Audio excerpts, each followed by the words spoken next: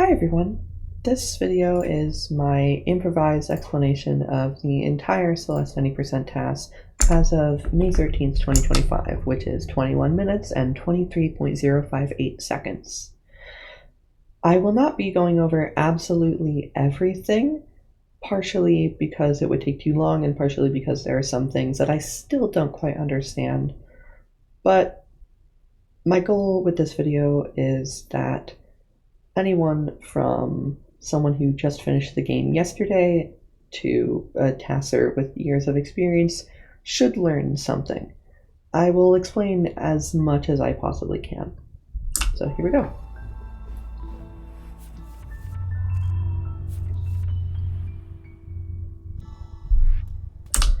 So before the actual gameplay starts, in the top left we have obviously the full game timer and then the current chapter timer. These are the inputs. So this is how many frames that the input will be going on for, and this is the inputs themselves. So for example, here it's 1 frame of write, down, and jump. Here is Madeline's current position, her speed, x and y. Velocity, x and y, is the exact change from 1 frame to the next, which might sound like it's the same as speed, but it's not. Also, speed and velocity are measured in pixels per second as opposed to pixels per frame, so do keep that in mind, that there is basically a 60 times inflation. And then is her stamina and the current state that she is in, and some various other information here, the current room, the timer again, and this is the subpixel indicator, which is basically the position within the current pixel. Also, as you've probably noticed, the entire game looks like this, because I have hitboxes and simplified graphics on, as well as some extra information that should hopefully make it easier to understand. So already we have some interesting things going on, and I'll let this play out real quick. So that's a lot. But basically, the first thing we need to understand is basic mechanics of speed. So when Madeline jumps, she gains 40 speed in the direction that she's moving. And every frame in air, she loses some speed due to friction. Same with every frame on the ground, though ground friction is a lot higher. So when you don't have any dashes, the best movement you can do is just jumping over and over again. Now right there was a double corner boost, which requires me to explain some things right off the bat. So first of all, right here, you can wall jump on a wall when you're up to 2 pixels away from it, or 3 pixels depending on how you count it, but I'm going to say 2 pixels because there's a 2 pixel gap.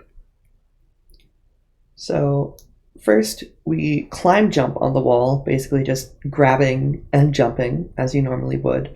Now when you're moving downwards, normally you have to grab a wall before you can jump, before you can climb jump on it. But in this case, we're moving upwards, and we're exactly 2 pixels away anyway, so that wouldn't matter. But I'll get to that later, probably. So what I said about the 40 speed also applies to climb jumps. Normally, if you're like climb jumping in the direction toward the wall, it doesn't actually matter that you gain speed from it because you just run into the wall and lose all your speed anyway. However, there is a mechanic called retained speed. As you can see right here, there is, retained speed, and this is always the horizontal speed. So you can see it has a timer. Here it's 4 frames, and 3, 2, 1. And if this does not go down to 0 by the time you have gotten past the wall, then you will get your speed again. This is a leniency mechanic that was added so that whenever you jump over a corner and you just barely graze the corner, you're not going to lose all of your speed. However, in this case, it allows you to do some silly things, such as gaining speed on basically every corner in the game. So that's the basics of corner boosts. However, in this case, you'll notice we do 2 jumps here. There's 1, and then there's 2, and we gain speed both times. It's not an exact 40 speed increase because of the 1 frame of air friction as well. So you'll notice it goes from 112 to 148 instead of to 152. That's just, again, because of friction. Now here, you'll see that despite the fact that Madeline is clearly up against the wall, the retained speed hasn't started. And the retained speed is started when she collides with the wall. However, she hasn't actually collided with the wall yet. She's just next to it.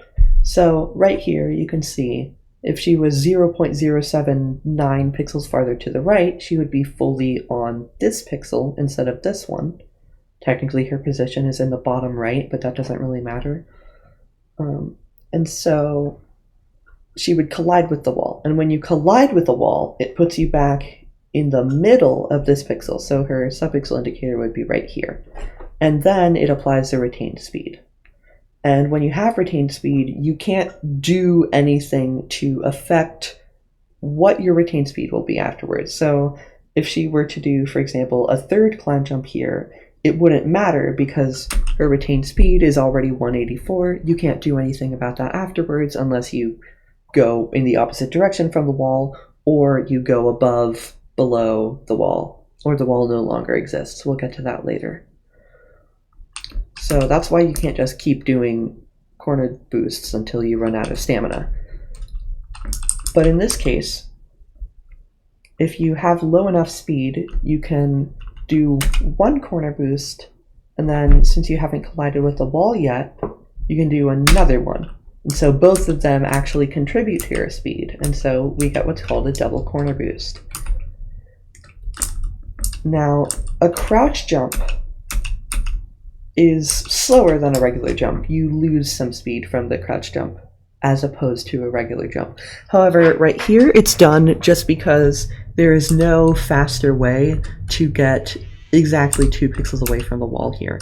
If it was a regular jump at the start, she would have been going too fast to be able to do a double corner boost, and it just wouldn't align properly. There's a lot of that stuff throughout any Celeste task where there is it looks like they lose a frame or 2, but really it's just so they can get in position to do something like a double corner boost. Also, you'll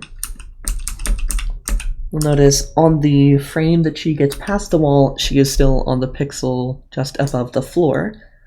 This is what allows her to do the fastest possible double corner boost. So, when you're in the air, you're always going to be losing speed. And so you want to gain speed as early as possible. And so you want to jump as early as possible, which means you want to land on the ground as early as possible. So here you can see after letting go of the jump button, it's 1, 2, 3, 4, 5, 6, 7, 8, 9 frames until she can jump again. And since the peak of the jump is always going to be symmetrical, you can see it's 0.000 here, and then 0.5, 0.25. We get to the middle, 0.25, 0.5, 0.0. So the peak of a jump is going to be symmetrical with some exceptions that, again, I'll get into probably within this room. So if you're here at the beginning, you're going to be here at the end. So basically every double corner boost in the entire game is going to be like this, where you have this position lined up so that you can do 2 corner boosts, and you have the vertical position that allows you to do this. Now, you may have noticed that it's at 0.000. If I were to explain that, we would be getting into floating point rounding stuff, and we would be here forever. So just understand that sometimes in a case like this, you're going to go up to the next pixel and sometimes you aren't. It's weird and confusing, but that's just how it is. And so here we have more double corner boosts. See, normally, like I said, you have to grab the wall in order to climb jump on it. However, that is just because when you're next to a wall and you're moving down, you will always grab the wall before you climb jump. It's just registered earlier within the code. And so the grab cancels out the climb jump on the first frame. However, you can grab from 1 pixel away, but you can wall jump from 2 pixels away. So if you are exactly 2 pixels away from the wall, you will be able to wall jump off of it, including a corner boost, without having to grab the wall. So that's what's happening here. And again, there's another double corner boost here with, again, the perfect movement. Here, I'm not actually sure how... Oh, never mind. Okay. I am sure of what's happening here.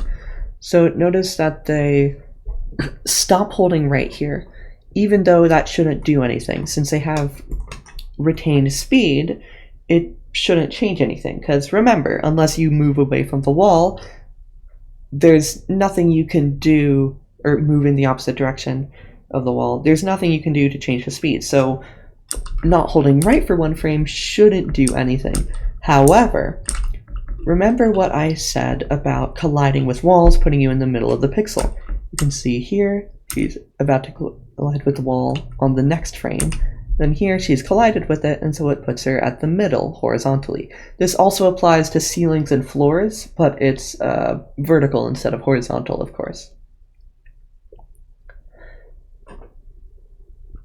So even though you can't do anything about your retained speed, as long as the game calculates that with your current retained speed, if you were to move that way, you would collide with the wall again, it just keeps you where you are. Or rather, it doesn't affect your position. If it's like, oh, if you still had the speed, as indicated by this extra orange rectangle here, you would be colliding with the wall. And so we're not gonna do anything. That's actually for the regular speed and not the retained speed, but still the same principle applies. So you'll notice that, oops, even though the speed hits 0 here, while moving into the wall, while holding right, she still gets speed in that direction, because the retained speed isn't doing anything until it would no longer make her collide with the wall. But you can still move as long as it's in the direction of the wall. And so here you can see she goes from 0.5 pixels away from the right side to 0.319. Now if she were to hold again, hold right on the next frame, she would actually have enough speed that she would go across the boundary here and she would collide with the wall regularly without the retained speed. And she would go back to the center of the pixel horizontally. However, we don't want that. We want to go as far to the right as possible. And so this extra 0.181 pixels does help a little bit. Now, a lot of the time, that little change in position isn't going to do anything, but it can help with, having more options to align properly, for example, on the next corner. Whereas you might only have, 4 ways you can get to a corner on a certain frame with certain horizontal positions. Here, maybe you'll have 8 different ways, because you can also do it while being that little bit farther to the right. And so that's why she lets go of right, because if you press right for 1 frame and then release right for 1 frame, you're going to go from 0 to 10.83 back to 0 again. Again, when you're starting to move and below 90 speed, then pressing nothing, it's symmetrical. So if you hold for 2 frames, you're going to have 1 speed and then another speed, and then you're going to have the first speed again when you let go, and then no speed. So here you can see she's above the wall, but she's not moving yet because the retained speed hasn't applied yet, but now she is. Also, she's red because she's out of stamina. Here, same thing. However, you will maybe notice that the speed and the velocity aren't actually the same. That's because whenever you are in a jump-through platform like this, you are moved up by 2/3 of a pixel every frame, in addition to your regular speed. This is so that, like, let's say you dash horizontally and you're trying to get on, like, let's say you're dashing from here horizontally trying to get to here, but you just barely miss it. It would really suck if you just fell down even though you were clearly, like, right there. So the game pulls you upwards instead of just letting that happen.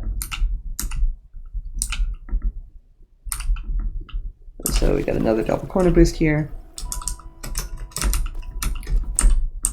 Here is the, I believe, first instance of a wall boost? No, it's not. Okay, however, is still something to understand. Going over corners is one of those things in TASing in general, just games anywhere, any platformer basically, where you wouldn't really expect it to be complicated, but it is. In this case, the TASers tried a bunch of different things, and this was the best they could come up with to get as much speed as possible out of here, while also not losing time setting it up. Now here is another something interesting. We wall jump away from the wall, which is a neutral wall jump. We'll get to that later.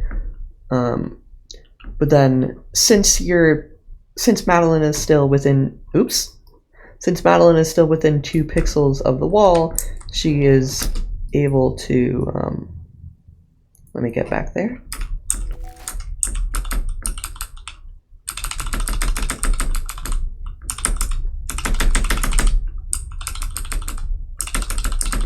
There we go. Since Madeline is 2 pixels away from the wall, she's still able to climb jump, and so she gains speed in the direction of the wall. Basically, in this case, meaning she loses leftward speed. So she's able to have more speed going into this double corner boost. We didn't do the same thing earlier there because there isn't enough height. Like here you have some leniency. Like there's plenty of room to go from here to here, but in this case, the difference, I believe the difference in height is slightly less. Feel free to correct me on that, but just whatever. Regardless, in some cases it's faster to do something like this,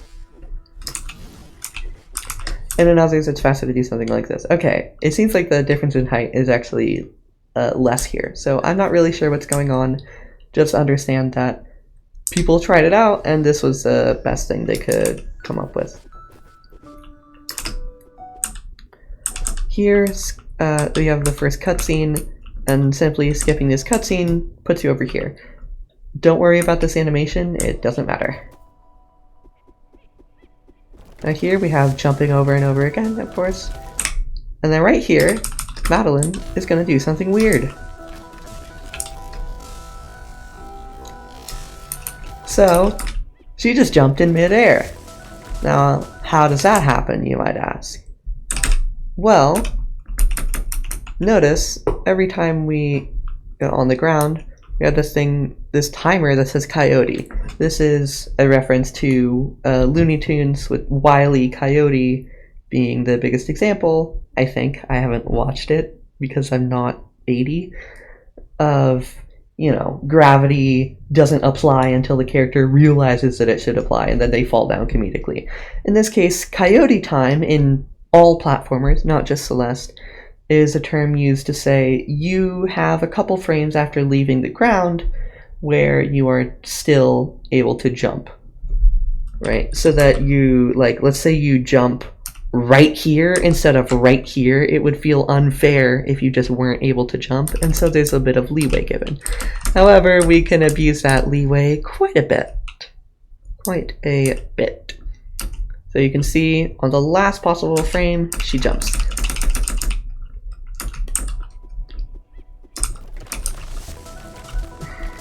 Now, you might also notice, but she landed on the ground. How is she not losing all her speed? Because, you know, that's what happens when you land on the ground. That's because you only lose speed and collide with the ground when you go within the pixel. Just like with walls, you only gain retained speed and get sent back to the center of the pixel if you collide with the wall. And in this case, you only get sent back to the center of the pixel and lose your vertical speed when you, again, collide with the ground. In this case, we're 0.582 pixels away from colliding with the ground. And so being on the pixel above the ground is what gives you coyote time. It lets you jump. Basically, you are considered grounded, though it doesn't show up here. So when Madeline is grounded, she can jump, and it starts a coyote timer. But being on the pixel above the ground and colliding with the ground are two different things. One necessitates the other, but the other does not necessitate one. You can collide with the ground, and you'll always end up grounded, but if you are grounded, that doesn't mean you'll always collide with the ground. Now, do keep in mind you have to not be moving upwards, or rather not have upwards vertical speed in order to become grounded. That's just so, let's say you graze over a corner. It would be weird if you could just jump like from here to here, and oh, technically you're on the pixel above the ground, so you can jump again in midair. That would be a little weird, unless you're Pico 8 Celeste. But it doesn't do that in this game. And so it's only when you're moving downwards. So again, she jumps here, hasn't collided with the ground yet, but is, you know, grounded. And then on the next pixel, she doesn't collide with the ground because she's already gone past it. Now, all of that doesn't actually save time. And again, same thing here. Alright, my cat really wants me, I guess. So right here, this is a really weird cutscene trigger. The way this cutscene acts is like bizarre, but it doesn't matter because as soon as we collide with the cutscene hitbox, we can just, oops, skip the cutscene. And you can press a direction and confirm on the same frame, so you don't have to go down and then select. You can just go down and select at the same time. I am gonna let my cat in.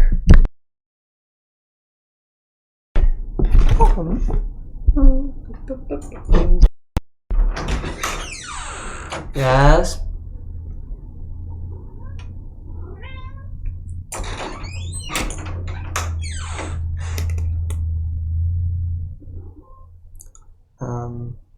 It appears that 2 cats have decided to join.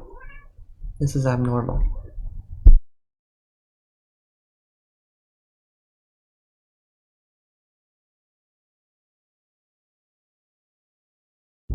Never mind.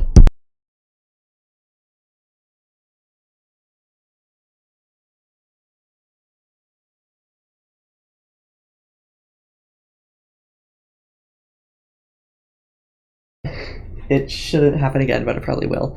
Also, you might notice we are 23 minutes and 53 seconds into the video, and we're only 29 seconds into the task. Don't worry, it won't go this slowly in the future. I've just laid out a lot of the fundamentals, but unfortunately, we are about to get into even more fundamentals.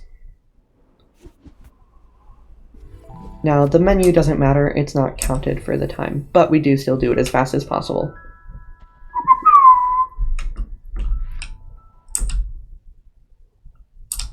Now, we get to dash! And the first thing we do, on the first possible frame of being able to dash, we do it. Now, when you dash, you move 4 pixels in the direction of the dash every frame until it's over. However, you can also cancel the dash with a jump. And in this case, for a regular dash, you get what's called a super, where you get 260 speed horizontally and negative 105. By the way, upwards is negative instead of downwards. Don't know why. If you look at basically any game, it's like a 50-50, whether negative is up or negative is down. Don't know why. It's just like that. So you notice this -CD, that stands for dash cooldown. That means that it will be another 8 frames until we can dash again. 7, 6, 5, etc. So here is another corner boost. But in this case, you can see we actually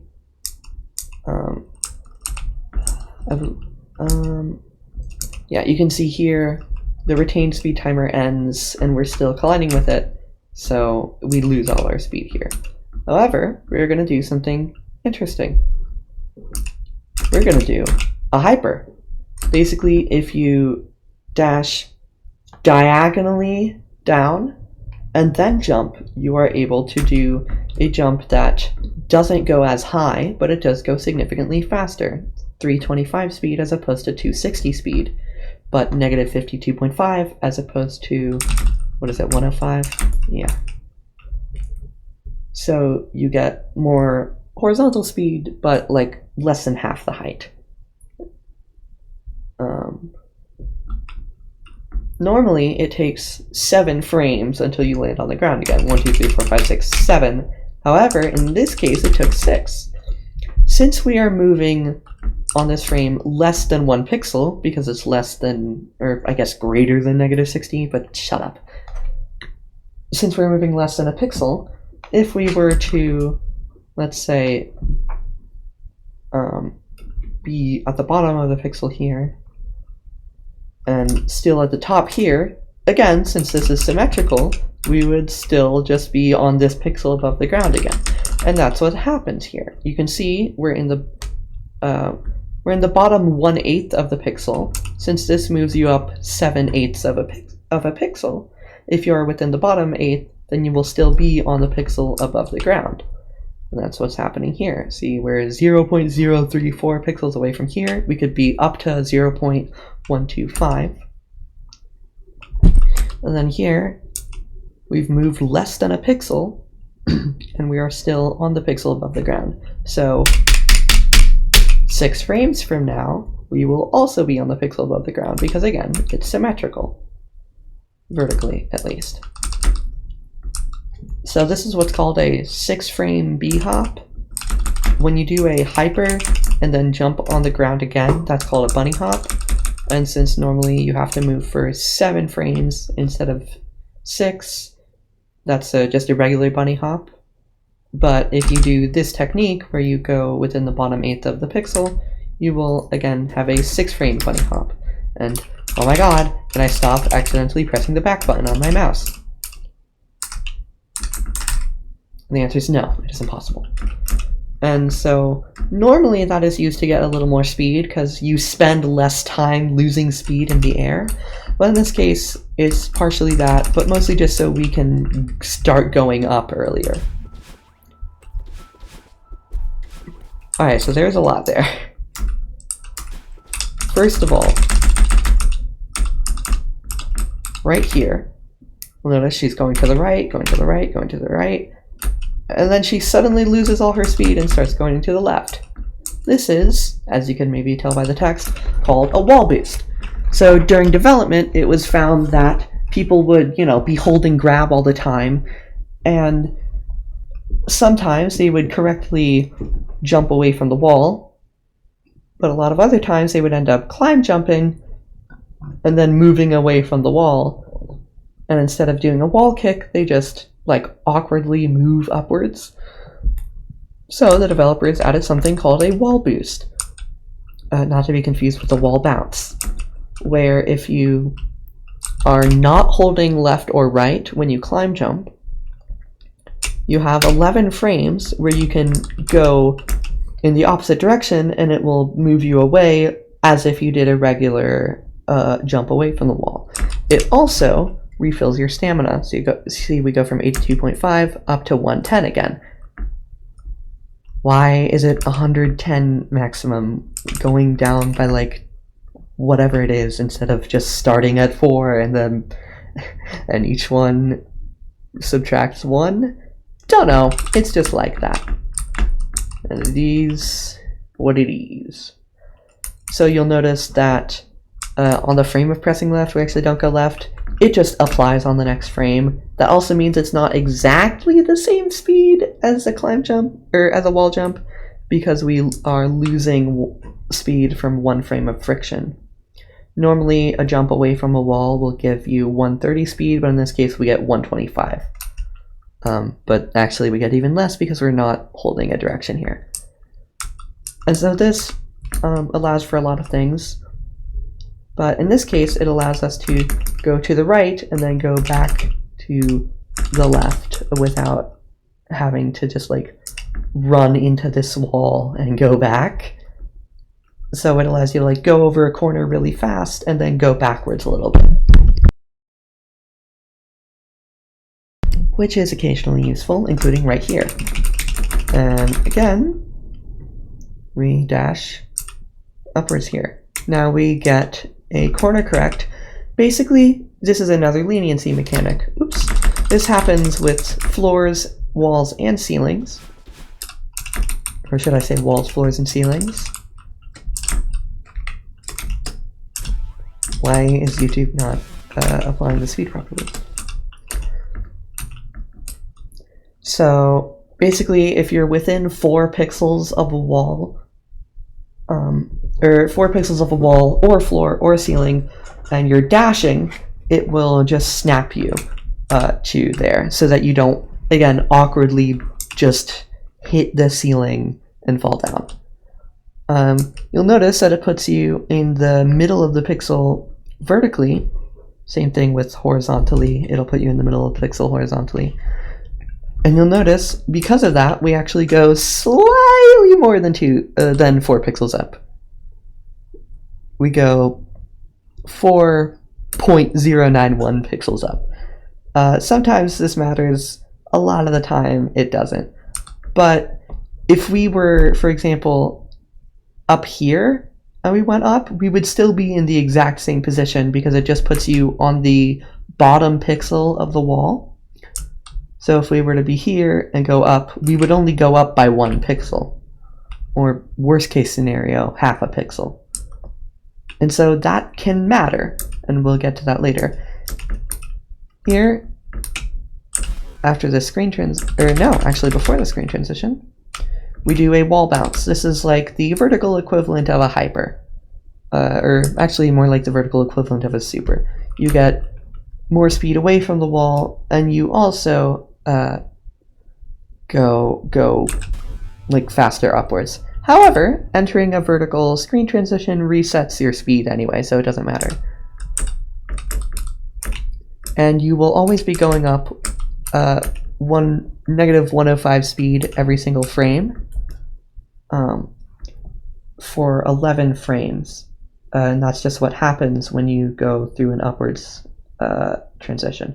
I said vertical earlier. This is specifically upward screen transitions. Downwards doesn't have the same effect. You keep your speed. But that doesn't mean you can't jump and have less than 105, which can be useful in a case like this where we're trying to get down. Now you might think, why didn't you just dash earlier?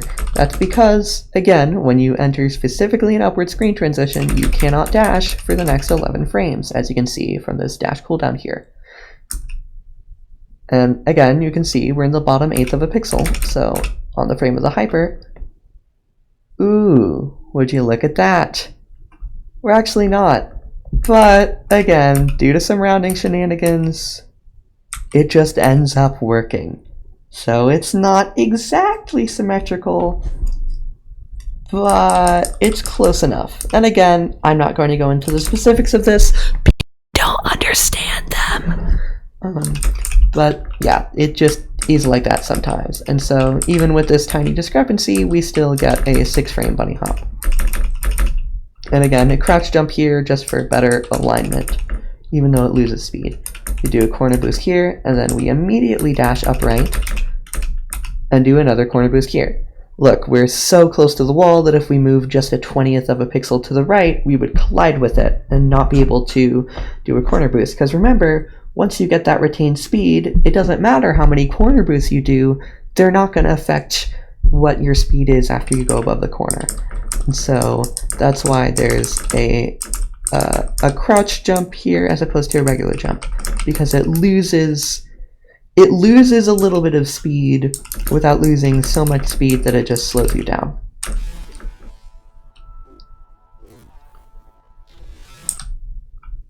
Now that's a little odd.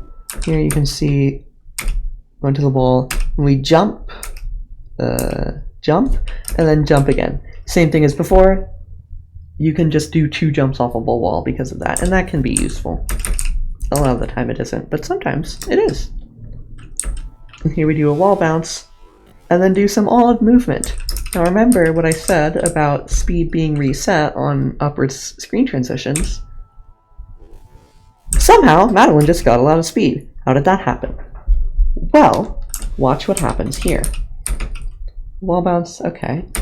Corner boost, double corner boost. We have retained speed. Now we're going to jump away from the wall, and at the same time we go into the screen transition. You'll notice we still have retained speed. Now, why does this happen? I don't know. But it does happen. And so, once we get above the wall here, notice we're away from the wall, so our retained speed timer will actually reset. And we do a corner boost on the first frame, so we get even more speed.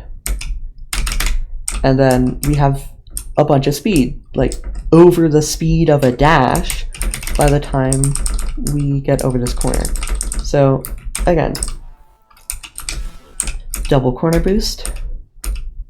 Wait a second, or wait a frame actually. You can do it at any point within the 4 frames of retained speed.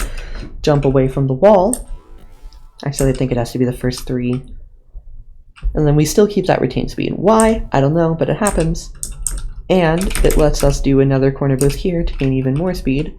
And we have leeway to be able to go above the wall. And so we keep the speed we had at the end of the previous room. That is called a cross-screen corner boost, because, you're maintaining the speed when you're not supposed to. And again, since you can't dash for the first 11 frames, this is helpful because otherwise we would have to wait and do a super here. Or we would go up around this way, which was the strategy before this tech was found, but still. And so we do a wall bounce here, and then do some weird movement. We do that for some reason. Why does that happen? Well, remember, the earlier you jump after a hyper, the more speed you're going to get on your bunny hop. Here, we're actually starting from below the floor, and so we only need to move 1, 2, 3, 4 frames until we jump instead of 7 or 6. This is a 4-frame bunny hop, and I believe you can go down to 3 frames actually, but in this case we don't. Why? I don't know. But yeah, so we need to do the same thing earlier where we touch the ground and become grounded, but don't collide with it. In this case, there's some weird asymmetry because, you're going right here and then start going left. That's because ground friction is higher than air friction, which also means you can start moving faster on the ground than you can in the air. So you, let's say you are moving for 1 frame to the right, and you get 7.5 speed on the first frame. No, 10.83 speed on the first frame. But then you are grounded, and ground friction is higher, so you can start moving to the left faster. So you go more to the left than you do to the right. I hope that makes sense. And that's what's happening here. And same thing as in prologue, where we we become grounded, but don't collide with the ground, and so we keep our vertical speed as well, which lets us do this a little earlier because we can go downwards to get into the position earlier.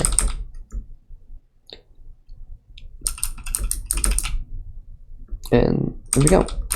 I believe the reason there's a reverse hyper, which basically it doesn't matter which direction the dash is, it just matters which direction you're holding on the frame that you jump.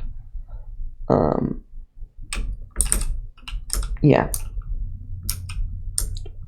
So you can also just press the right button when you jump and you do a hyper to the right instead of the left. So notice we are incredibly close to going past this and not being able to jump here. And so that's why there's we spend one frame going to the left so that we can lose a little bit of speed, I believe. Maybe that's incorrect. It very well could be. I'm not 100% sure. Also, you might notice we are crouched and dashing horizontally. This is called a demo dash, named after Demo Jameson, the person who discovered the real use of this. There was probably someone before who found it but didn't understand. There's some lore for you. So basically, if you are holding down during the first 2 frames of a dash, you will be crouching due to reasons regarding early updates in the game that I won't go into. Just how it is you hold down on the first frame of the dash and you will be crouching. Otherwise, like since hypers are just dependent on whether or not you're crouching, like if you're not crouching, you do a super. If you are crouching, you do a hyper. If you were to dash, try to do a hyper and immediately jump on the first possible frame, if holding down didn't make you crouch, then you would not be crouched on the frame you jump, and so you would do a super instead of a hyper. And so they patched this in an early update. I said I wouldn't go into it, but I just did. And so normally when you're doing a down diagonal dash or just a downwards dash, you cannot jump. It just doesn't let you until the dash is over. But instead we can just still be crouching, and so we'll still get a hyper, but go to the left instead. Notice that we are pressing a different button. That's because in version 1.4 the devs added a specific demo dash button. Thank you, Celeste devs. You are the best game developers in the world in terms of how you interact with your speedrunning community. So all of that was just to explain going over this little corner. So we do a corner slip. Again, that's the common name for going past the ground without actually colliding with it. And then do a reverse demo hyper, because it's a demo dash hyper, so that we can do a 4-frame bunny hop. And that lets us get over here just a little bit faster. Now, notice we're doing a wall bounce after the dash has already ended. That's because there are a few frames after a dash where you are in what's called dash attack, where you can break breakable blocks, and you can wall bounce. Note that this does not apply to supers and hypers. Those you have to actually be dashing. So here we do an upwards demo dash. Now again, I should note that normally when you are moving downwards, you will not be crouching anymore. I don't know why, that's just how it is. Unless there is a ceiling above you or you are in coyote time. And here, you'll notice that you do a demo dash, and this corner correction thing that I mentioned earlier actually matters. If we were to do a regular upwards dash, we would be here and get corner corrected, but the corner correct would only put us here, so we would move only a little bit upwards. But in this case, the demo dash allows you to have different alignment, and so you move up into the corner, and it moves you over here. Instead of going from here to here, we go from here to here. Hope that makes sense. Again, we do another cardio jump here. Now notice we're holding jump in the air. That's because when you are between 40 and -40 vertical speed, so basically at the peak of the jump, holding jump will have your gravity. This is so that like when you're just, you know, you're jumping, once you're at the point where holding jump normally wouldn't make you go any higher, you do still get a little more height and a little more distance if you're holding jump. But you can just let go of jump and then start holding it again when you get into that area. So you can do like only a 1 frame jump, but then you start holding it again by the time you get within that speed you know, range, and you will, you know, get a little floatier jump. So we call that a float jump, not to be confused with floating point inaccuracies. This also allows us to be just close enough to get a corner correct here, because we're still moving upwards, and on the next frame we would collide with the wall, or collide with the ceiling, but we're also close enough to not do that, at least as of this position. And so it corner corrects us. So we do another cross-screen corner boost, same thing as before. And here, this is what's called a reverse corner boost, where you can dash into an upwards corner, and even though you can't do a corner boost, you can still climb jump, and this will lose speed, but it will still let you keep some of the speed from the dash, which can be very useful in some circumstances. In this case, it's just so we can do a wall boost here. You'll see we do a wall boost, and also the wall boost timer does not reset. So just like a cross-screen corner boost, it allows us to smuggle some speed through an upward speed screen transition. So we wall boost here because the timer hasn't reset throughout the screen transition. You can see here, that wall boost timer is still very much there. So here we have our first moving block of the task. And we do some shenanigans here. It doesn't really matter what they are, it's just so that we can get set up here.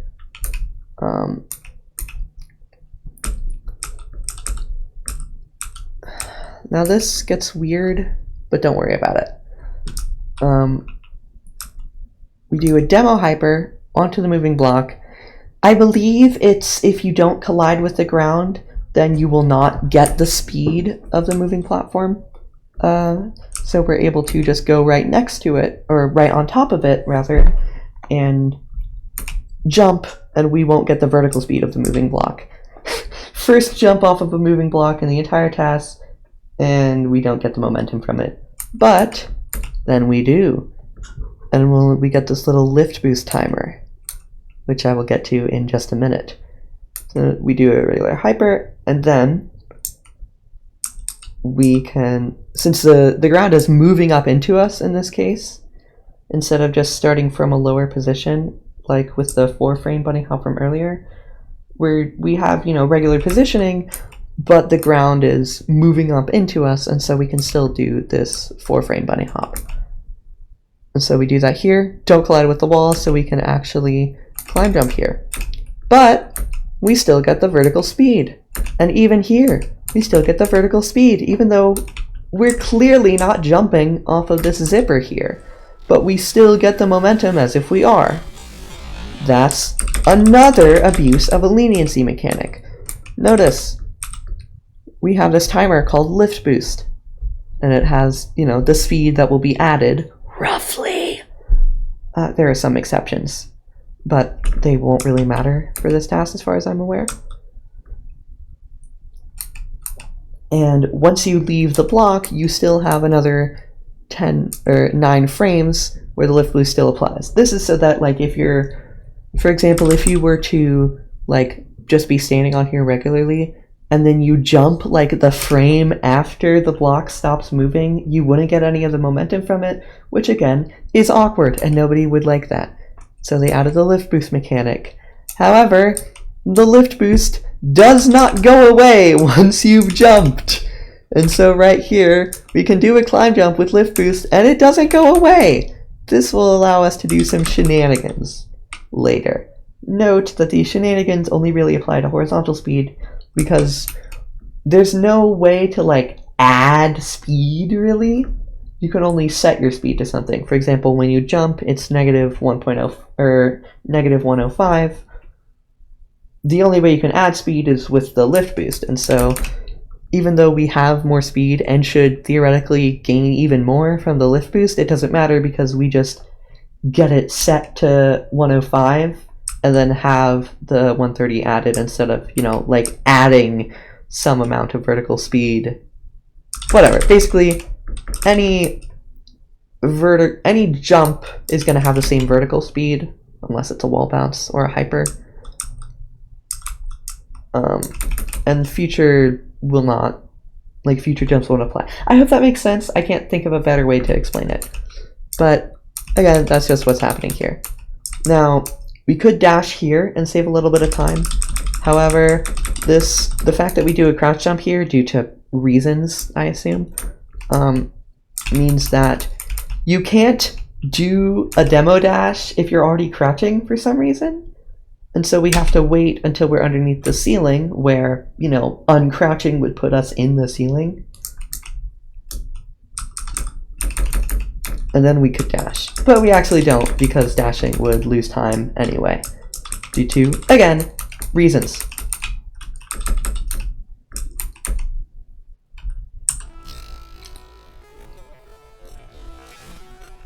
Again, we use the dash attack timer to be able to roll once there.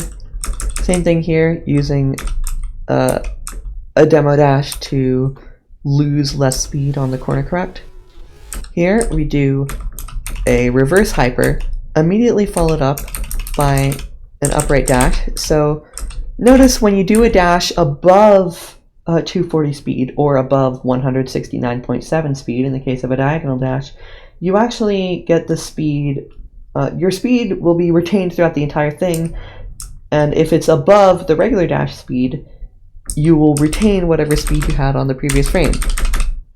So here you can see we do a hyper, 325 speed, and when we dash, we keep 325 speed across the whole thing. So basically, unless you're able to gain speed, then you want to be dashing a lot of the time. This is a very rough rule of thumb, and it often does not apply though. But it allows us to not only have more speed up here, but also we're moving upwards more than a jump could ever move us, and we have all this horizontal speed, and so we can get up here in time to be able to do a corner boost and keep all of that speed. And we even do 2 more corner boosts.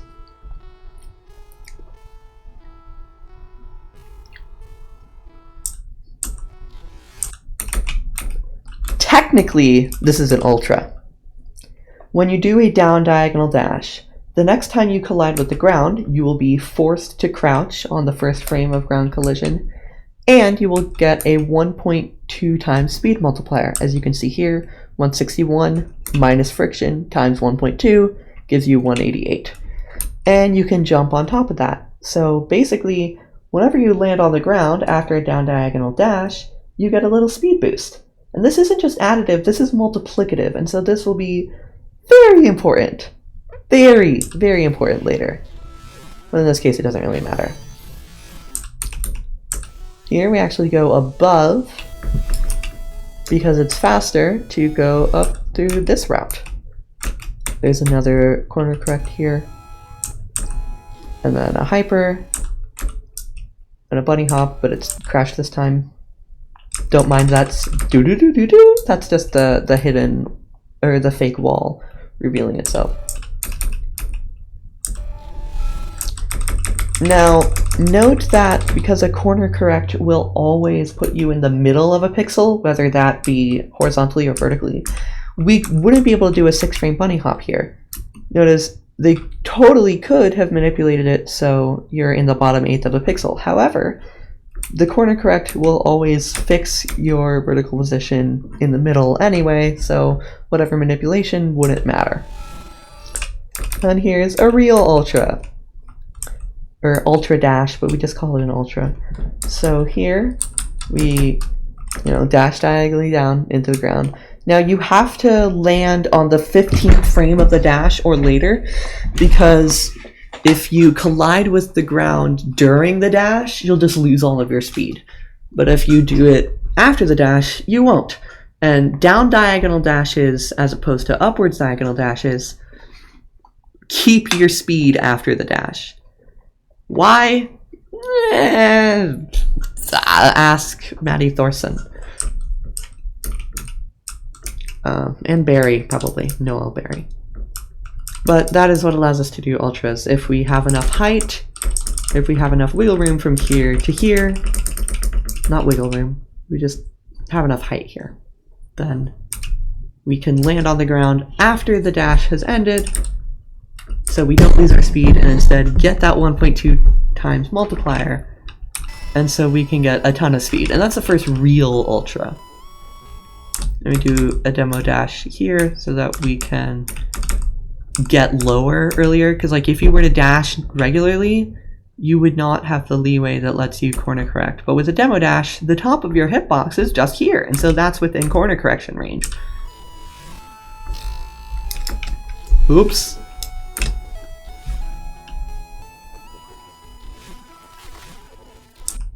More of the same thing. Here is another case. By the way, since even with the collision with the ground giving a 1.2 times speed multiplier, doing a down diagonal dash into the ground still gives you less horizontal speed than just a horizontal dash. And so most of the time, if we have to start a hyper but not jump immediately after the dash, you'll see Madeline doing a demo dash instead of just down diagonal. This saves like a frame or two each time, but of course every frame matters. And here we can see some real abuse of that coyote time. We're all the way over here and still able to jump, because remember, coyote time isn't based on distance, it's based on, well, time.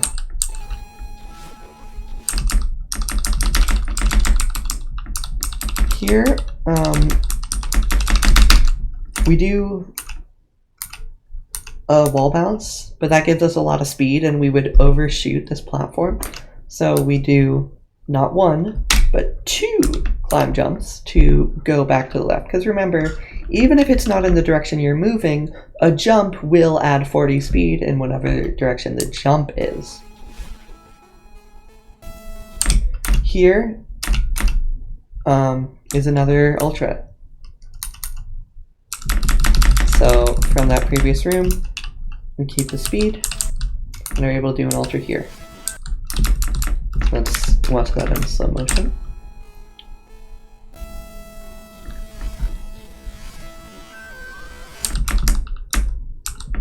Then you see during the dash we get that speed multiplier, but because we collided with the ground before the dash ended, we lose all of the speed. Now, right here, turning it down because the zipper isn't too loud.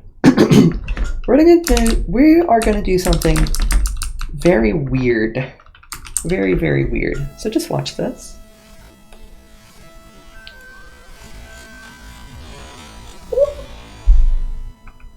So, what the fuck just happened?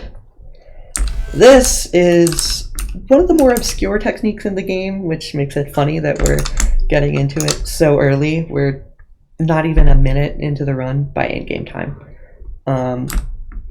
But first, we'll talk about spikes. Now, if you are moving, or rather if you have speed in the direction a spike is pointing, it won't kill you. So for example, if you were to like jump from here to here, it would be weird. It's like, oh, technically you touched the spike, so we're gonna, we're gonna kill you. But that would be really annoying and stupid. And so the game doesn't do that. And so if you're moving in the direction a spike is pointing, it won't kill you. But that's not what's being used here. Instead, we're using a little known tech called a climb hop cancel. Normally, when you climb up to the top of a wall, you'll get this little animation where you like do a little whoop onto the floor.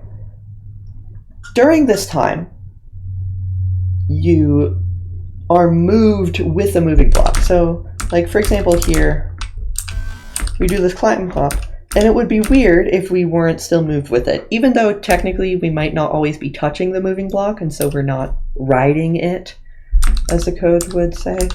It would be weird if like we tried to do a climb hop, but the moving block just moves so high up that we just fall down. That would suck. And so during the entire climb hop animation, you are moved with the block. However, you can cancel the climb hop animation by just jumping or dashing. But that state of being moved with the block doesn't stop. So if we were to, let's say we do a jump away from the wall right here during the climb hop, this is where it actually starts. If we were to jump right here during the climb hop, we would be jumping over here and we would, get the lift boost and the speed of the jump, but we would also be directly moved up by the block because we're still in the climb hop. And so not only do you get the speed of the jump and the momentum, you also just directly get the speed of the block. Well, really it's velocity. It doesn't add to your speed, it just moves you.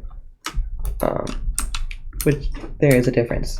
Now, you can see that means we're moving a shit ton. We are moving up like by one entire crouched Madeline. That's crazy. And it's by the way, it's not based on the speed of the block, it's just based on how much it actually moves. So like here it moves up like 2 pixels, or here, yeah, it moves up 2 pixels and then 3 and then 3 and then 3. But earlier on it's like here, just because of wherever it's aligned, here it moves up 2 and then 3 and then 2 and then 3. And so that's why this is not always the same speed every time.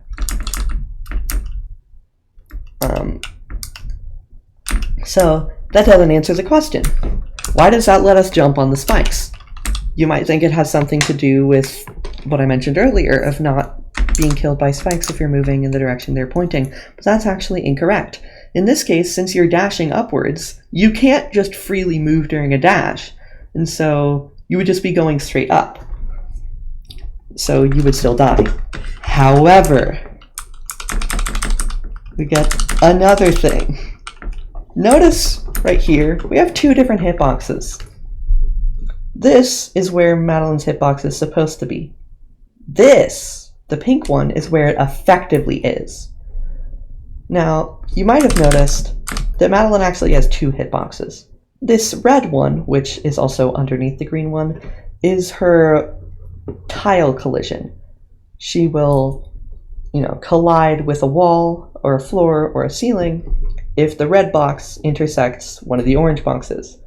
But she will only collide with an entity like spikes or strawberries or a spring if the green box collides with it.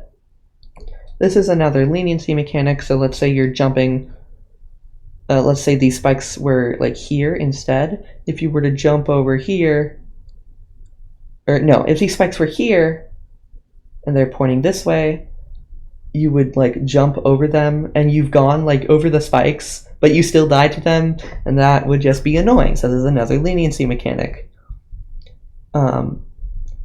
So what happens is, for entity collision, it's processed in a weird way. So let's say, for example, if there were spikes on this platform, okay, and we're right here, the block, so basically, at the beginning of the frame, the game will check, is Madeline colliding with any entities? And it'll go over the entities. No, she is not. Okay, that's fine. So since she doesn't collide with the spikes, she doesn't die. And then the block moves upwards.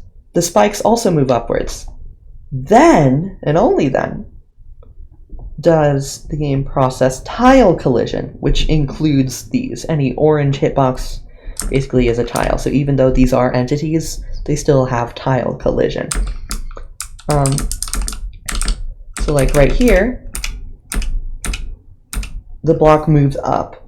But since the game already processed the entity collision, if we were to, let's say, be on top of here, we would still be able to jump off of the zipper because the tile collision says, hey, you're on top of the zipper. You can, you can jump or whatever off of it. But the entity collision is like, I don't see any spikes here. You're good to go. And so that's effectively what's happening here. The climb hop, and on the next frame, let's say again there's spikes on top of this, you will like move upwards, and then again, even if you are actually within the spike hitbox during the spike collision check, it's like, well, you're moving in the direction of the spike, so you're fine. But regardless, it would work anyway, because essentially you can think of entities on moving blocks as having their collision lag by a frame. So like right here, if there were spikes, the hitbox should be up here, but it's actually down here because it was basically, when it's actually processed is when it's here instead of here. And this continues all the way up. So like, for example, on this frame, or on the next frame, the bottom of the spike hitbox would still be here, even though clearly it should be up here. I hope that all made sense. But here, the extra hitbox viewer just doesn't work for some reason. That's probably a bug within the tasking tools we use. But the same thing applies here. On the next frame, we move up normally. Okay. We move up normally on the next frame. And the game's like, okay, have you collided with any entities? No. Actually, no, it's on this frame. We move up, and it's like, okay, have you collided with any entities? No. Alright, you're good. And then it moves us vertically with the moving block via the climb hop. And it's like, I don't see any entities. But it does process the tile collision. And so it says, oh, you're right next to the wall. You should be able to wall bounce or jump off of the wall in any case. And then on the next frame, we do the wall bounce, still being carried by the moving block. And it's like, well, you're not touching the spikes anymore. So it's like in between the two frames here. We go upwards. But like the game checked for spike collision, nothing here. We go up, even though we would clearly be in the spikes, we'd be like right here. It doesn't check for that. It only checks for tile collision. It's like, yep, you should be able to jump here. And so we can jump here. And so all of that combined lets us jump on the wall here, even though we're dashing up. Let's watch that again. Yeah, my apologies if that explanation especially wasn't very clear. I'm trying my best, I promise. Here, we have our first real multi-boost. So remember what I said. Look at this lift boost timer. It says, okay, by the way, for zippers, it maxes out at 250. I think that might be the same for all moving blocks. Horizontal is always maxed out at 250. And you can see here the same effect. Basically, effectively, the spike's hitbox is actually over here. So if we were to, land right here, it would be fine. But again, that's not the case here. So what we do is we get the lift boost, and we're still touching the wall, so we still get the lift boost. Here, we're not getting the lift boost anymore. But it doesn't matter, because we still have it, it's just not being refreshed. And so, even though we're not jumping off the moving block, we still get the momentum from it because we have lift boost. And then that timer doesn't reset. And so when we do a corner boost here, we get the momentum again. So we just got 2 boosts for the price of 1. And that is called a multi-boost. And as you could probably expect, this makes us go really fast. Look at how fast we're moving in one frame. That's like more than 1 Madeline per frame. That's crazy. Imagine if you were moving, like within a 60th of a second, you went from where you are to like another width of you forward. That's how fast she's moving right now. And you would do that 60 times in 1 second, which is ridiculously fast.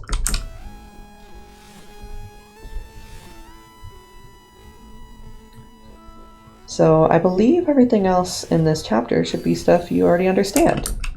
Here, there's some weird shenanigans with like, also you get the corner correct and the upwards movement from the platform. Here, look, as you can see, we are next to the wall because of the red hitbox, but we're not touching the spikes because the green hitbox is too high up. And so we're able to do a climb jump over there. This is not what a spike jump is, by the way. What a spike jump would be this right here, where you are like actually in the spikes and you totally should die, but it doesn't kill you just because the the spike collision is not processed while you're actually in the spike. That's what a spike jump is. This is not a spike jump. Here, during this dash, we are on the pixel above the ground, and so not only does this let us jump and give us coyote time, but also it lets us it refreshes our dash. If this is more than 10, if this is 10 frames, if this is more than 10 frames after the dash started, then when you're on the ground, or rather when you're grounded, you will get your dash back. And so we're able to do another corner slip where we are touching the ground, but we're not colliding with it, and so we don't lose our vertical speed. Oh my god, I thought I was going to have to explain climb hops.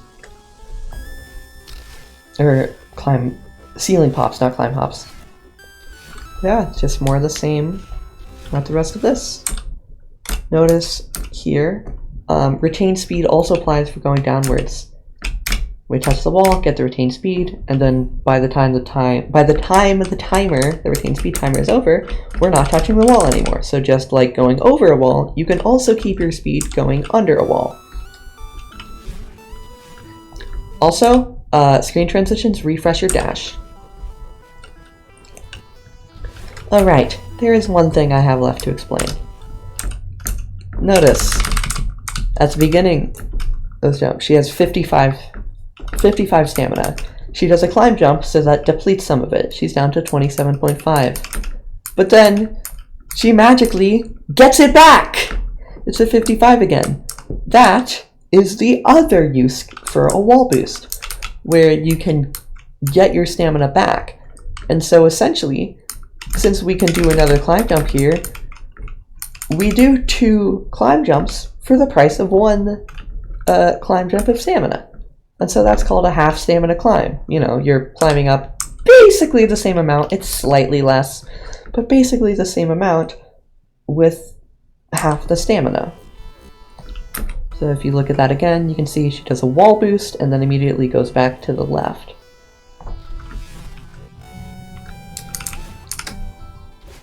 And here, you can see she jumps and then dashes into the ground. Since her last dash was down diagonal and she collided with the ground, she gets the 1.2 times speed boost. Normally you would lose speed after this, and so this would be unoptimal, but we're ending the chapter anyway. It doesn't matter what speed we have after this. We're never going to run into that problem. That's a problem for never. And so that is Forsaken City. Again, now I've really gone over the vast majority of the things you will actually need to know. So even though we're an hour, 14 minutes, and 20 seconds into the video, I promise the rest of this will go by more quickly. There is a plane. We won't have to worry about strawberry mechanics because we're not looking for those. So here is one of the first real cases of gaining a lot of speed using ultras. you can see, actually due to these corner corrects, we don't move down as much. And so while normally this would like make us collide with the ground, which we wouldn't want because we're still dashing, on the next frame, well, the dash is over. Because they only last for 14 frames, including the 4 frames of freeze. On the 15th frame, you're good to go. And so, yeah, we get the ultra there. And then we do something weird. Down diagonal dash into the wall, and then do a climb jump. But this is still an ultra. Even though we did a jump in the middle of it, that doesn't matter. On this frame, the 2 conditions are met. Number 1, the last dash we did was down diagonal. And number 2, we just collided with the ground. And so even though we did a jump in the middle of it, we still get an ultra. And this is what's called a delayed ultra. Because, you know, we delayed it.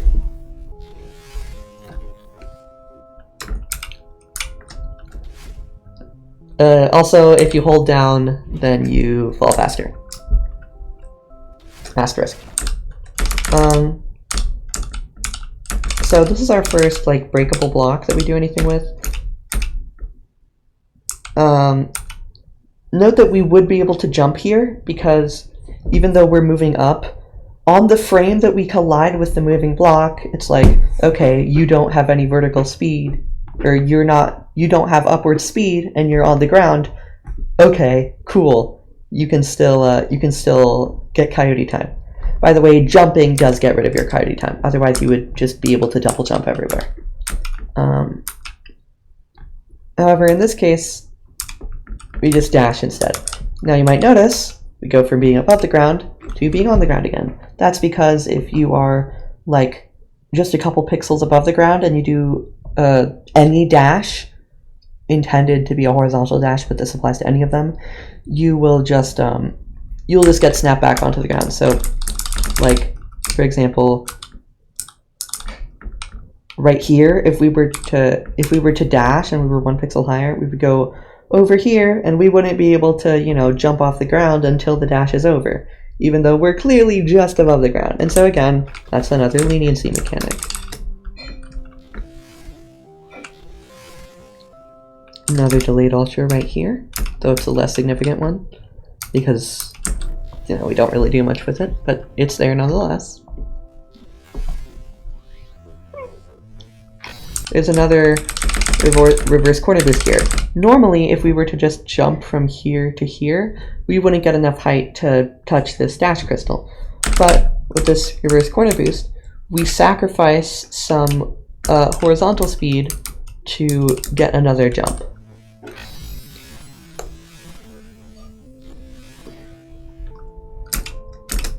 Right here, if you are like not on the ground, I'm not sure about the specifics, but basically if you're not on the ground, then this cutscene will put you in the expected position horizontally, but not vertically. And so this is the first thing you could really call a glitch in the entire task. Well, like, aside from the climb, hop, cancel. And so we're supposed to be put down here, but since we're in the air, we just go up here instead.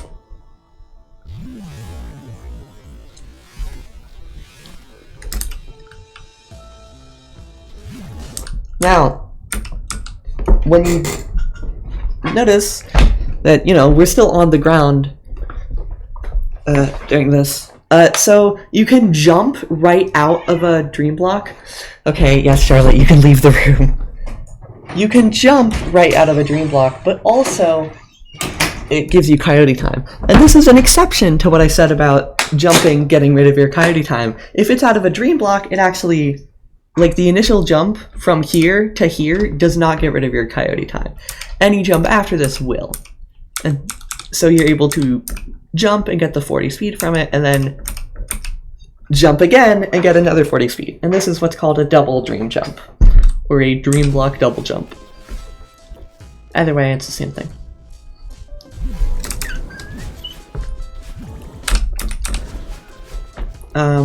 Right here, we actually do something cool. This was only found recently.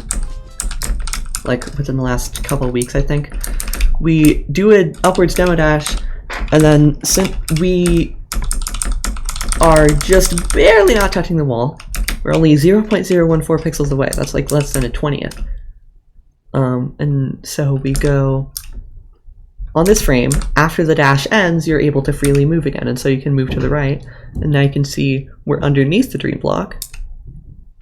And so because we're still in dash attack, we can still go into the dream block.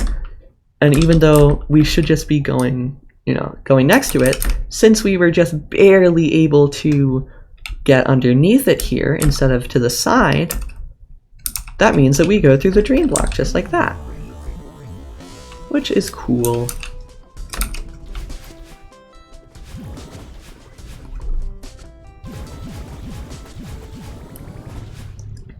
Now, watch this. She just randomly jumped in the air. How does that happen? Well, look at this. When you wall bounce, or when you do any jump, you get what's called a jump timer. This is the mechanic that lets jumps that are held longer go up higher. After you jump, the jump timer goes down by 1 every single frame. But, yeah, after you jump, the jump timer goes down by 1 every single frame. And if it's above 0, then holding jump will still make your jump go higher. Dashing does not get rid of the jump timer. So in this case, what happens is we still have this jump timer, and we dash, and normally, the jump timer doesn't matter since we're dashing, and obviously the devs wouldn't want you to be able to like jump and then dash, and then during the dash you just start going up. That would be ridiculous. Unfortunately, we can do something just as ridiculous. When you skip the cutscene, your state gets put back to normal. So after this cutscene, we will no longer be dashing. We're just in the normal state. And so since it's just the dash state and some others that cancels the jump timer usage, the game is like, okay, jump timer is above 0, and you're in a normal state, and you're not on the ground either. We're gonna move you upwards with the speed of a wall bounce. And so it just does it, no questions asked. This is essentially a mid-air jump without coyote time. This is one of the only ways you can do that. This is what's often called a dash bounce. Also, this specific cutscene, you can still move around until you touch the ground. Why is this one like that? I don't know, but it is. And so we skip the cutscene, and we get that little mid-air jump. This is an instance of what's called jump timer abuse.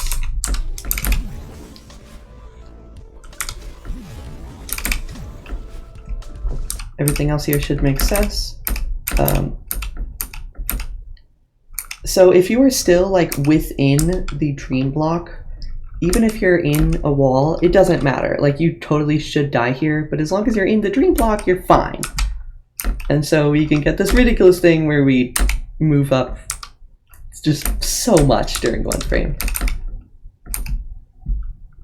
But the game's like, yeah, that's perfectly fine. Because, I mean, you're still in the dream block, so it doesn't kill you.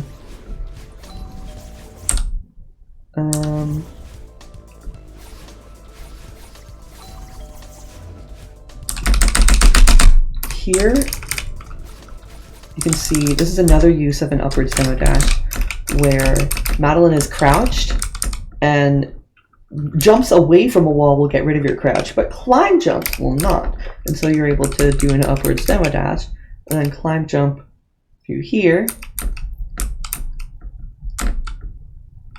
And now you're crouched, so you don't have to wait until there's a whole regular Madeline of space. You can just wait until there's a crouch Madeline of space.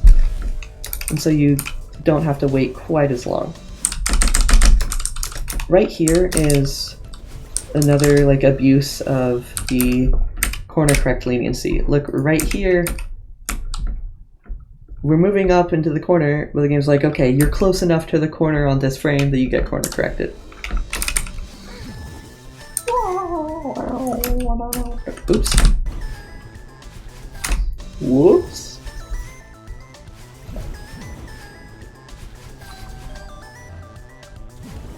Also, there's a secret passageway here. Unless you're playing on the original console releases, I think. I'm not actually sure. But yeah, there's just a little passageway here. And look right here. Oh, never mind. Don't look right there, because what I thought was about to happen didn't. So we actually, something else happens. We dash to the left, and so that gives us a corner correct, because we're within range of it. But instead of putting us over here, it puts us over here. Because the corner correct always puts you on the closest pixel to the wall. Or, yeah, it always puts you on the closest pixel to the wall, instead of where you would normally be going. And we're in range to wall jump off of here. So we can do a reverse corner boost in a very, very weird way. But it's still a valid way to do a reverse corner boost. And so we can start going down immediately while also having the horizontal speed from the dash. Another little intentional skip there. Also, you can use that coyote time to hyper out of a dream block. That's, of course, called a dream hyper.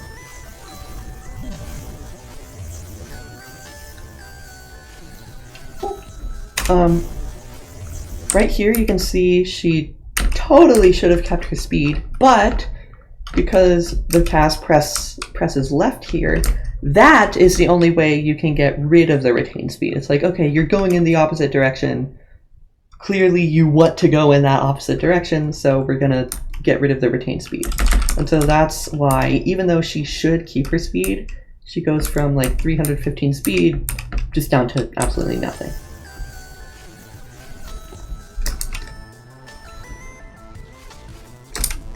Oops.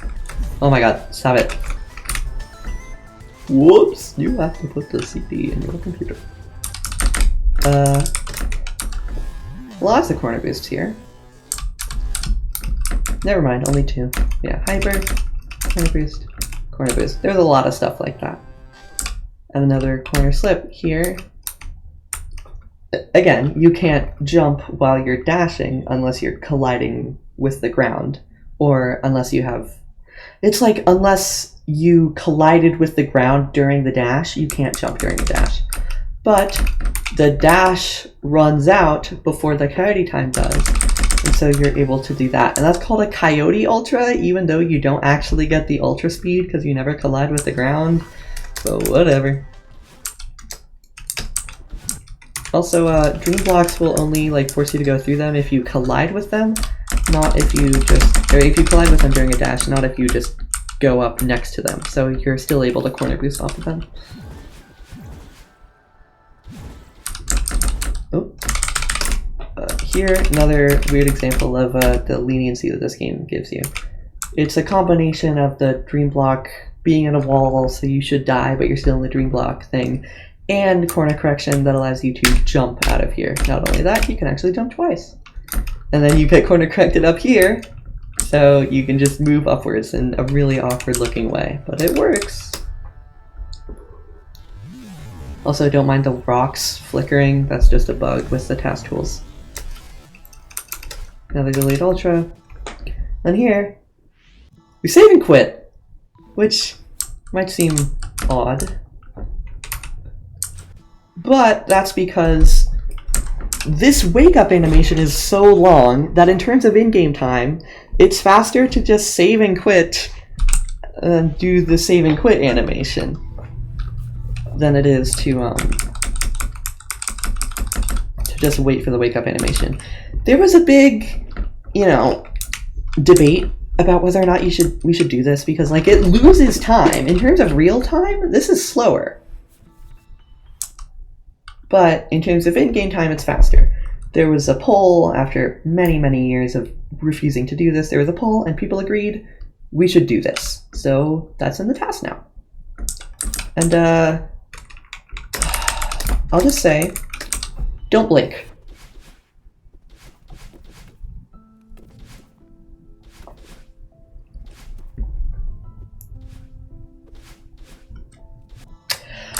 So that was a lot. So I'm going to go through all of it. This is probably the last time I'll do something like this. So we start off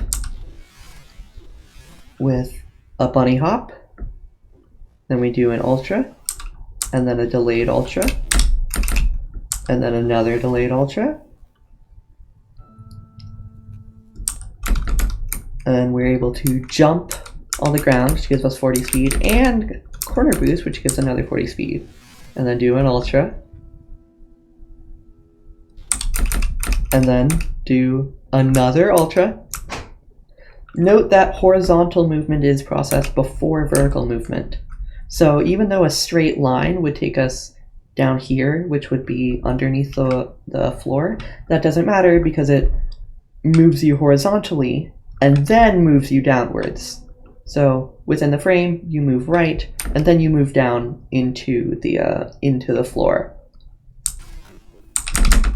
And then there's a corner boost here. And keep in mind, throughout all of this, the people making this task had to get Madeline in the exact right position to be close enough to the wall to corner boost. Thanks, Colin. To be close enough to the wall to corner boost, but not so close that they collide with the wall. So that's another consideration. And then a dash so that we can keep a little more speed. And then another corner boost. And then another ultra. And another jump and corner boost. Regular jump. And then an upright dash so that we can do a reverse corner boost right here, which loses a little bit of speed, but it doesn't matter because normally when you do like an up diagonal dash, you'll lose your speed, but if you do a climb jump, you'll keep most of that speed. And then another ultra. And you know what? We don't actually do a corner boost here because it's not worth it. We're already moving so fast that we get over here as quick as possible. So let's just watch that again.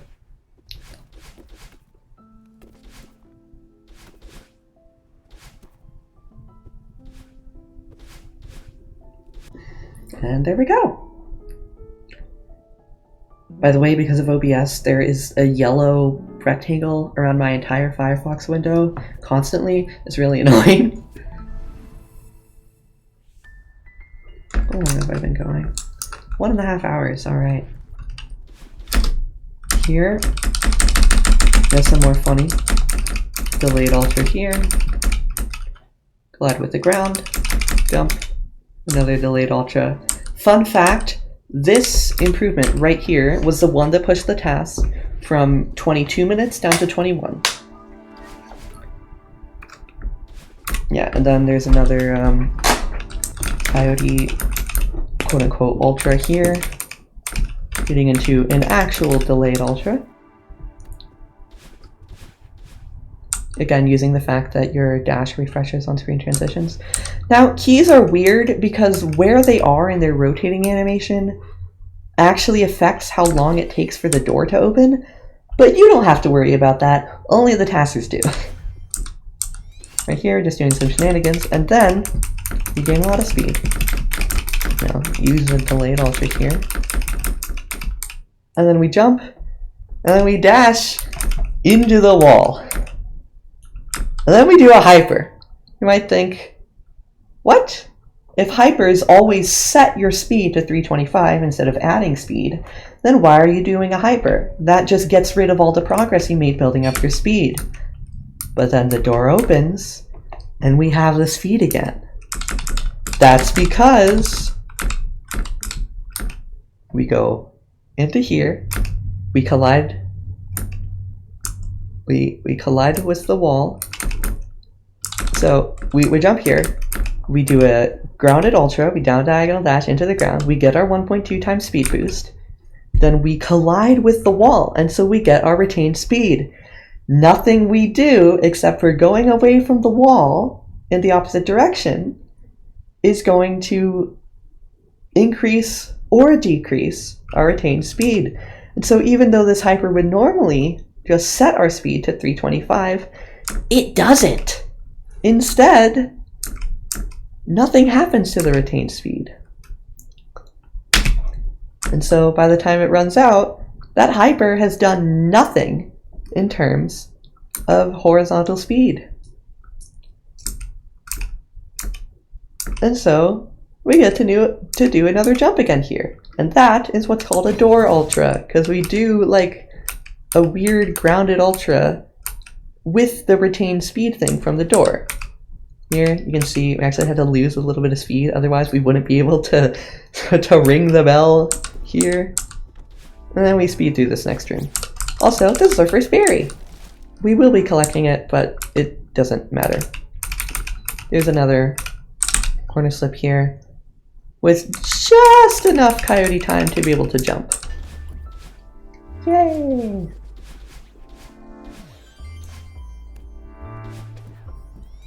Another door ultra. Skipping, like earlier, skipping a cutscene gets rid of your dash state.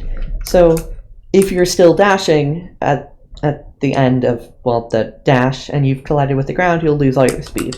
But if you enter and skip a cutscene, you're not in the dash state anymore, so you get to keep your speed. Not only that, we get to do a sneaky little coyote ultra here.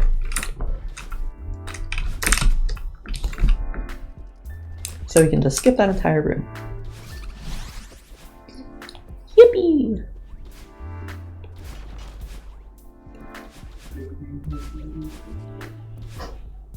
This seems a little weird, but you should be able to understand it.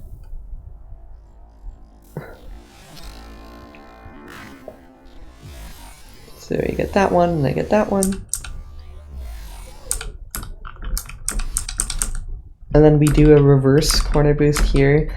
Note that, you know, since we're moving down now and we're not underneath the ceiling, we uncrouch. And so we go from being underneath the ceiling, or underneath the wall, to being next to the wall, because our hitbox has expanded upwards. And so now we're able to climb jump, or to, well, any type of wall jump. But in this case, it is a climb jump.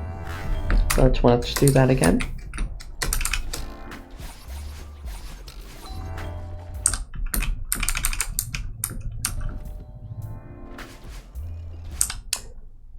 Holding down while you're on these platforms makes them go down faster, by the way.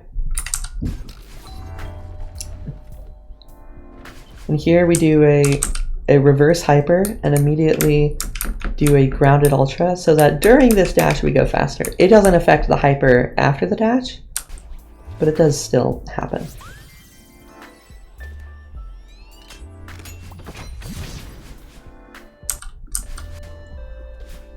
This movement is really weird and I don't like it. Now, there are a couple different routes you can go here, but just based on where Oshiro is relative to where you exit, the route that this task does is fastest. So we're going to go talk to Oshiro and skip his cutscene because we don't care about anxiety. And we're going to go bottom, top, middle, in that order. Everything here should make sense to you if you've been paying attention, maybe taking notes. Again, right here. Having speed rather in the direction the spikes are pointing, and so we can just wall jump off of it just fine.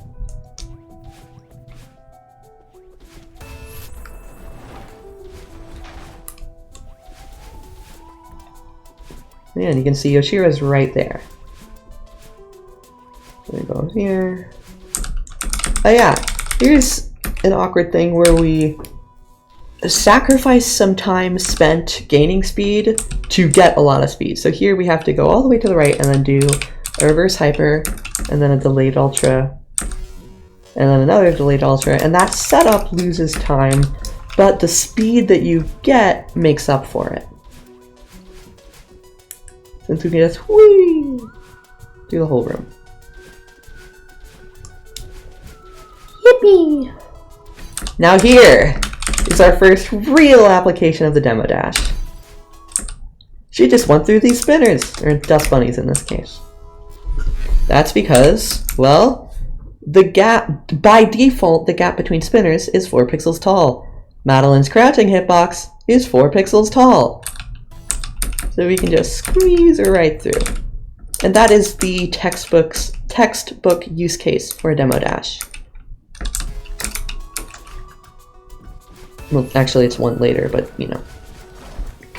Excuse me. Yeah, Oshiro's right here. Thanks. And we get the same thing here, but with a jump this time. This is very, very precise, but it works. You can see we're just barely able to squeeze through and then uncrouch right after it would have killed us, which is quite convenient.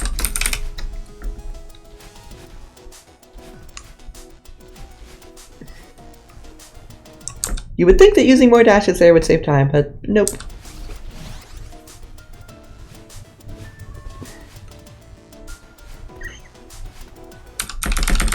Again, right here, we demo dash, so we're crouched, crouch, crouch, crouch, and then not crouched, and so we can jump off the wall. There's another, I forgot about this actually, there's another case of jump timer abuse. You can see we jump here, then we're dashing down and still holding jump. So actually that might just be a regular jump, I actually didn't know that. Since we jump on there, it gets rid of our dash state, or since we dash there, it gets rid of our dash state, whatever. It doesn't matter, it's just for show. Now here is our first water boost. So you can jump on the surface of water. You can actually jump from like a whole tile beneath the surface of the water, and a little more even then. And remember, every jump adds 40 to your speed, so get in the water. 342, 375, 409, 442, 478, 513, 549, 585, 620, and then again you can jump when you're just above the surface of the water. So you get 656, and then the corner boost, which gets you to 692. And then you don't actually do a corner boost here, because remember, retained speed, no change in speed.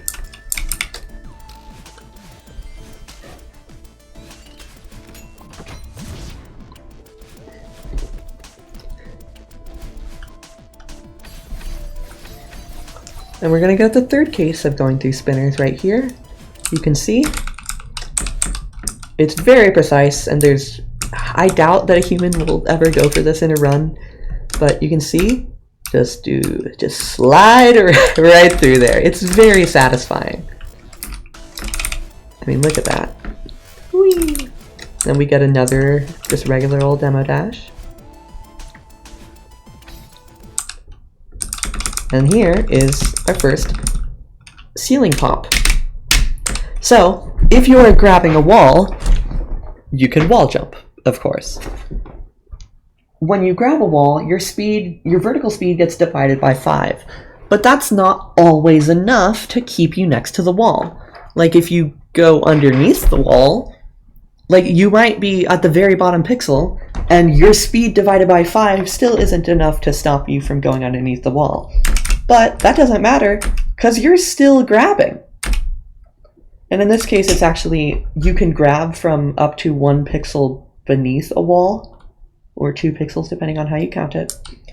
And so in this case, it actually uses that, and then it tries to move you up, but you all still get the speed division, and that upwards movement combined with your downward speed isn't always enough to keep you next to the wall, and so you're climbing, you're in state climb, so you can climb jump.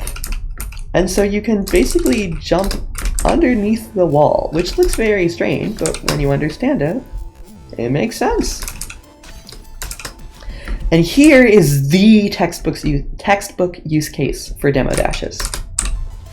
That saves like, I don't even know how much time, probably 15 seconds or so. Another demo dash. This cutscene's kind of weird, but it doesn't really matter. Get the cutscene. That's, you know what, like a cutscene ultra. Now Oshiro is kind of weird, but like when you go near him, the game slows down and it's really awkward, but it doesn't really matter. Well, here it matters. You can see we're getting slowed down, as you can see from the velocity not being the same as the speed.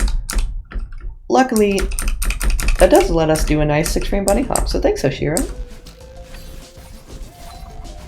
Here, we do another door ultra, kind of. In this case, we don't jump, but, you know, we lose all our speed because the dash just ended, as you can see from the state being normal. But our retained speed isn't up yet, so the wall isn't there anymore, so we keep the retained speed. Not only that, we're actually able to jump multiple times underneath here. So we jump, the moving block cuts short your upward trajectory, in the words of Pan and Coic. So you can jump again, and then jump again, and then just do a little corner slip here, and you can skip the entire room yet again. Say it with me. Thanks, Oshiro. Now here we do something kind of weird. A little known fact is that entity collision isn't actually processed on the first frame of entering a room. These roof tiles right here are entities, so their collision isn't processed on the first frame.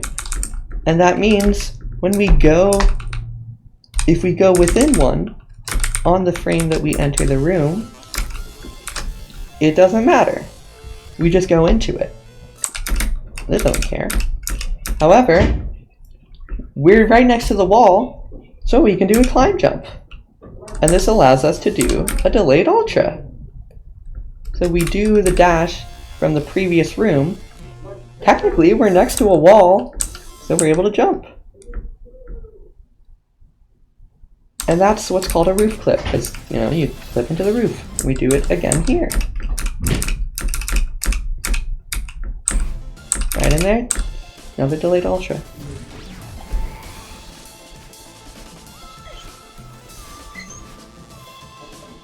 And that is chapter 3.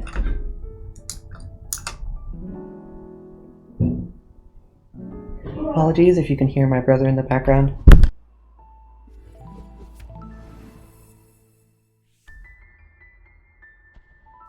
See? Jumping away from walls doesn't consume stamina.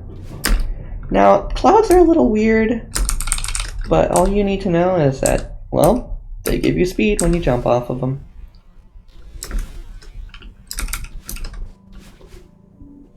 Now, bubbles!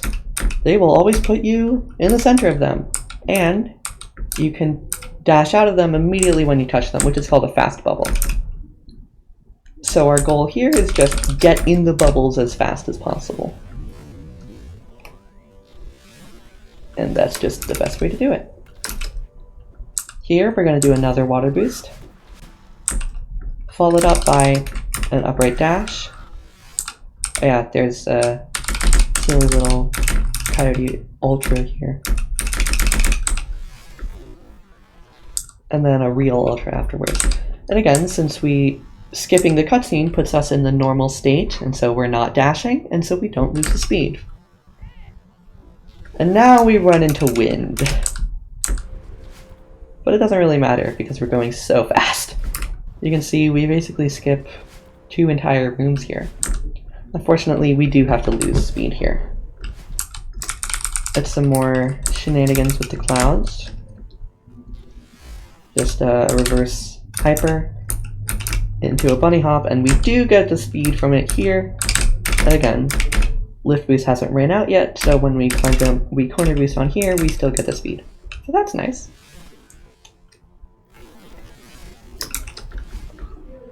Here we have wind and moving platforms. And here we just have wind. Here, we're gonna demo dash into the bubble. Now, this is not just so we can get into it earlier. When you enter a bubble, it puts you, it puts you in the center of it, but that is based on the center of your hitbox. And the center of your hitbox is in a different place if you're crouched. And so you end up going higher in the bubble. And so that actually lets you go over these spikes. This is called an Archie because there's a Celeste player who has a bird named Archie and everyone loves him. Still alive as far as I know.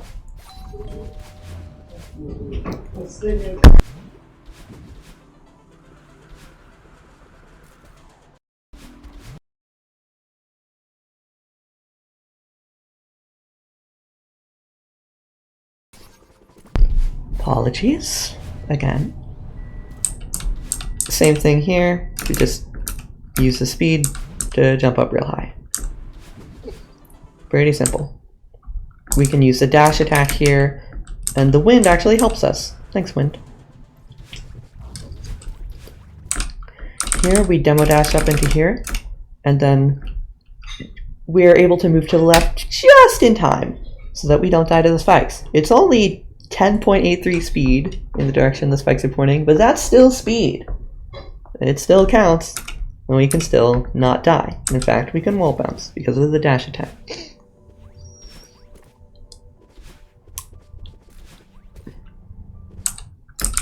I'm going to slow this one down so that you can see what's happening. Do, I believe, a bunny hop off of here. Again, don't get the speed yet because we're not colliding. The lift boost doesn't affect us, but it does here. Do an ultra. Do some corner boosts. And you're able to jump all the way over here. And skip basically the whole room. Here, another, going underneath there. And then here we can just barely get in position to corner correct. Also, jumping and then doing a neutral climb jump for 2 frames and then holding right to do a jump and then a wall boost is just the fastest method to do stuff like this. It just is.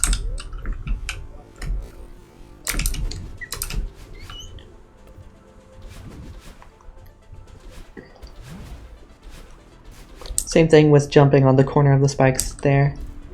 Another delayed ultra to get through here. And then actually another... You can see another case. In this case we use a wall boost, which is the most common setup. We use a wall boost to get over here. There are some little nuances that I'm not going to go into because my throat is starting to hurt after talking for 2 hours straight. But same thing again. Use the cloud, do shenanigans. Here is another multi-boost. You see, we got the speed from it because we're colliding, and that's when you get the lift boost, I think. And then one jump sets your speed plus lift boost. Actually subtracts speed, but with the lift boost you end up with more speed than you started with. Actually, it doesn't subtract speed because you're not... If you do a neutral climb jump, like you're not pressing left or right, then it doesn't subtract speed. But because of the wall boost mechanic, you're not able to hold in the opposite direction of the wall. Otherwise, your speed gets set to 125. But if there's not much time in between the neutral climb jump and the next climb jump, it doesn't matter. And the speed that you lose from not being able to move right is less than the speed that you lose from, jumping in the direction of the wall. And so we get another boost here, and so we get 3 separate boosts, all of which let us get a lot of speed.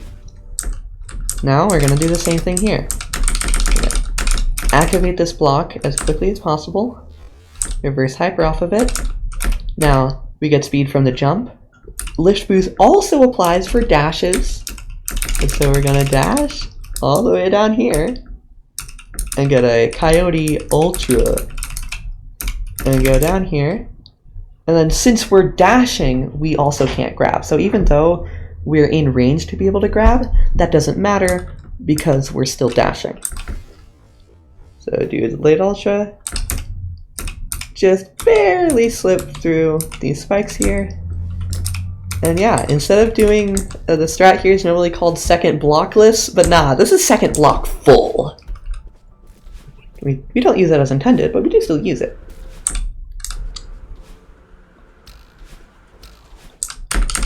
Here's another instance of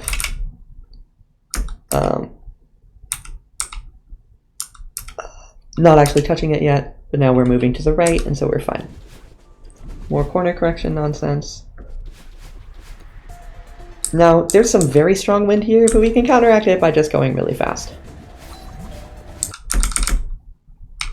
Weird lift boost here, but it does happen. We collide with it, and we get the corner correct, I think. It's weird, okay? Jump off of it. We're actually in range to be able to jump again, because, again, the tile collision. And we get yet another boost from that, and then I believe, yes, yet another lift boost from that, so that's like 4 boosts just for that. And then, notice we're touching the spikes. However, same thing happens with wind as with moving blocks. It doesn't matter that she's touching the spikes. She moves forward, entity collision check, she's over here. Wind moves her backwards, no entity collision check, so she's not touching the spikes, but she is on the ground, and so she gets coyote time, and is able to crouch, so she can jump under here.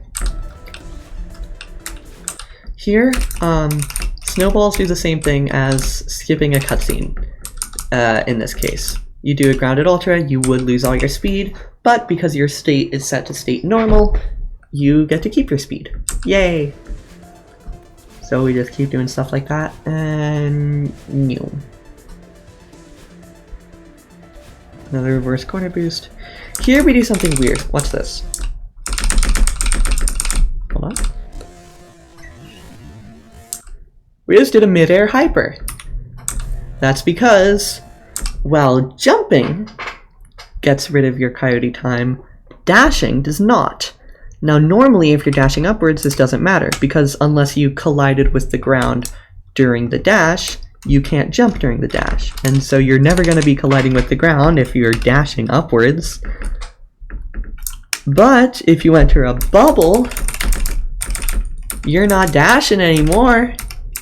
Well, you are, but not in the same way. It doesn't count. See, we're in state boost instead of state dash. And so, coyote time still doesn't reset. And so, we're able to jump out of it, and it works exactly the same. It's still kind of a dash, and so you're still able to, like, demo hyper out of it, but not exactly like a dash.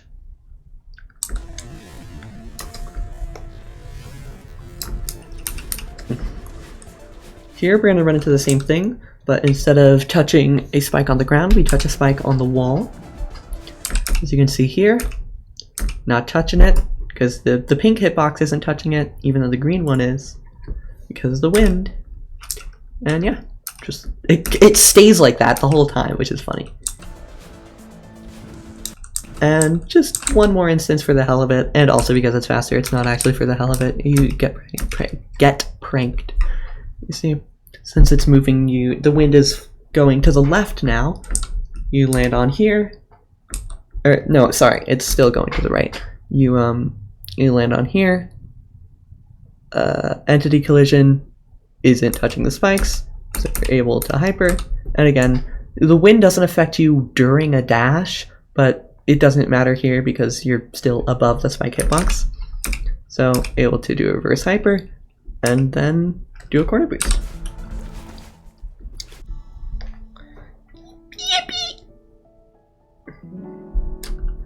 That's chapter 4.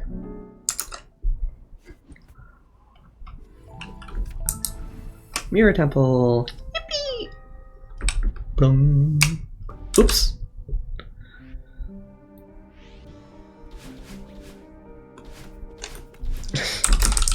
I'll let you watch that movement in slow motion. You should be able to understand it. Corner boost, ultra, corner boost, ultra. Do have to lose all your speed here, sadly. Now, these are swap blocks.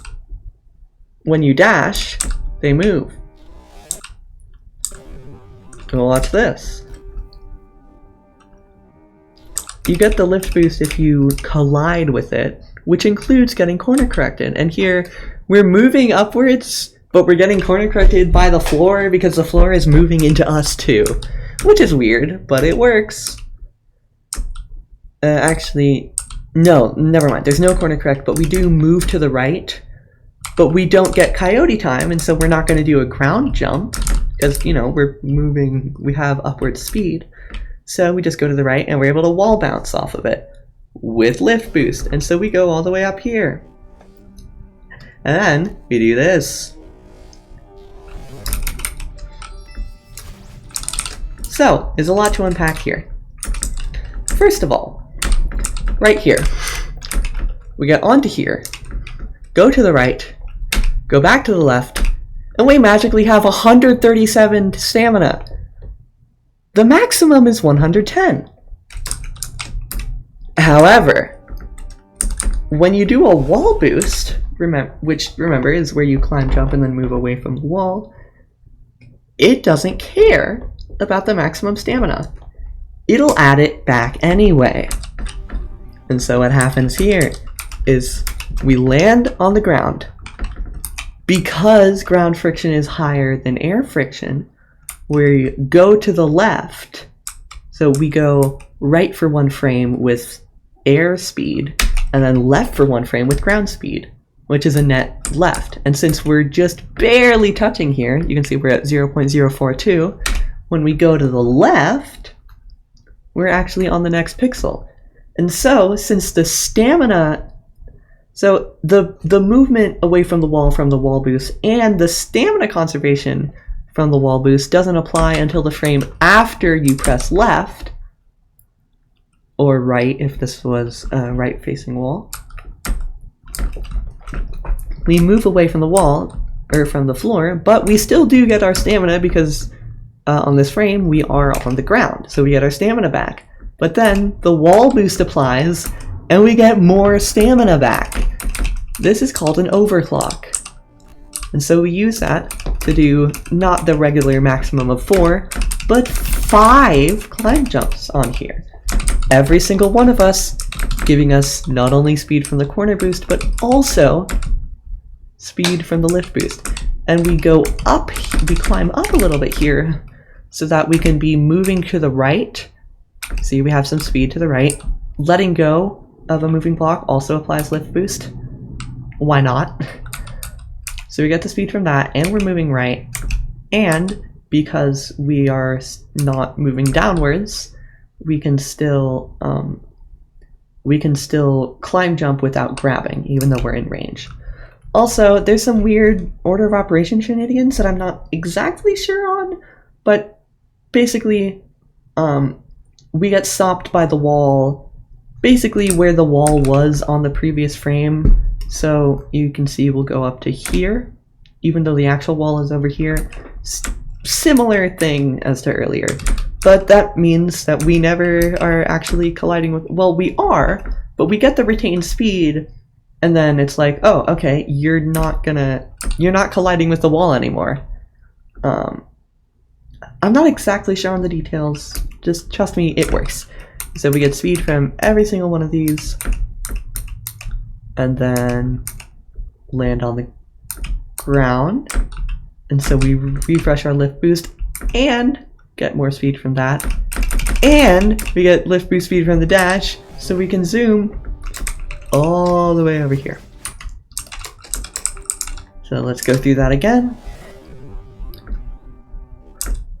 Overclock, grab, climb up, 5 climb jumps, jump, and then dash to get a shit ton of speed. And that whole process saves a whopping 1 frame. Because you have to spend so much time setting it up, it only ends up saving 1 frame. Another door alter here. See, there's a hyper, but we still have retained speed, so it doesn't matter.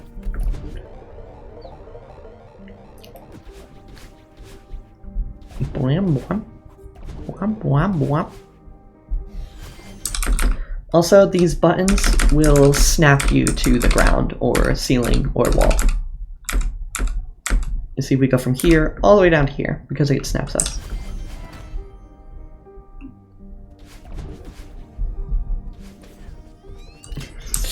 Those shenanigans do not save or lose any time. This was actually improved just yesterday. and that's why I waited to make this video. Same thing here as with the 2A cutscene. This one does not set your vertical position, it only sets your horizontal position. And so we're able to get up here and only then skip the cutscene. That's convenient. And then, yeah! This is just another multi-boost. RTA players will do it with a wall bounce, but this task can jump off of it and then get another boost from another climb jump. And this is a lot of speed, like 250 speed, the most you could possibly get. And so you're getting 250 speed added on both of these on top of just the regular speed you already have. So actually there's a jump here and then a climb jump to get even more speed and then another climb jump to get even more speed. And so we can just not only skip that room but this one as well. Now we're going to do something weird. We're not going to go the normal path. We're going to go down here. Why is that, you may ask? It's because we're going to go to the B-side. Because completing a B-side also unlocks the next chapter. And if getting to the cassette plus beating the B-side is faster than beating the regular chapter, it ends up being faster overall. Oops. Again, another corner slip into a coyote jump here. Pretty understandable, I hope. Getting another corner slip to get our dash back so we can dash a little bit earlier. And get underneath here. We actually do the same thing as before. We're gonna get get our stamina back from that. And so that means we can do an extra jump. Let me show that again. Yeah, look, we jump on here, just get barely close enough so that when we move right and then left, we're off the ground. Wall boost applies, so we get our stamina back. Be able to go over here. Stamina is still at 137, and we do the same thing as before. Climb upwards, get some more lift boost. Do 1, 2, 3, 4, 5 climb jumps instead of the regular 4. Land on there. Jump. And then dash. And we get speed from every single one of them. And we end up with 629 speed. Fun fact, I actually found this strategy. And then everyone improved it because I did it in a really stupid way. But hey, I did find it. We get even more speed, up to like 900. Now here, dashing repeatedly does not save real time, but you may have noticed throughout this whole thing, every time you dash, there are 1, 2, 3, 4 freeze frames, as you can see from this little frozen timer right here. You get some freeze frames. Now these cassette blocks are based on the music. The music doesn't pause when you dash, but you know what does? The timer. And so the music is still going and the cassette blocks are still proceeding, but the timer is paused. And so while it doesn't save any real time, it does save in-game time, which is what we care about. Funny thing here where we're able to corner boost on here and then the block immediately goes away, so we get our retained speed back.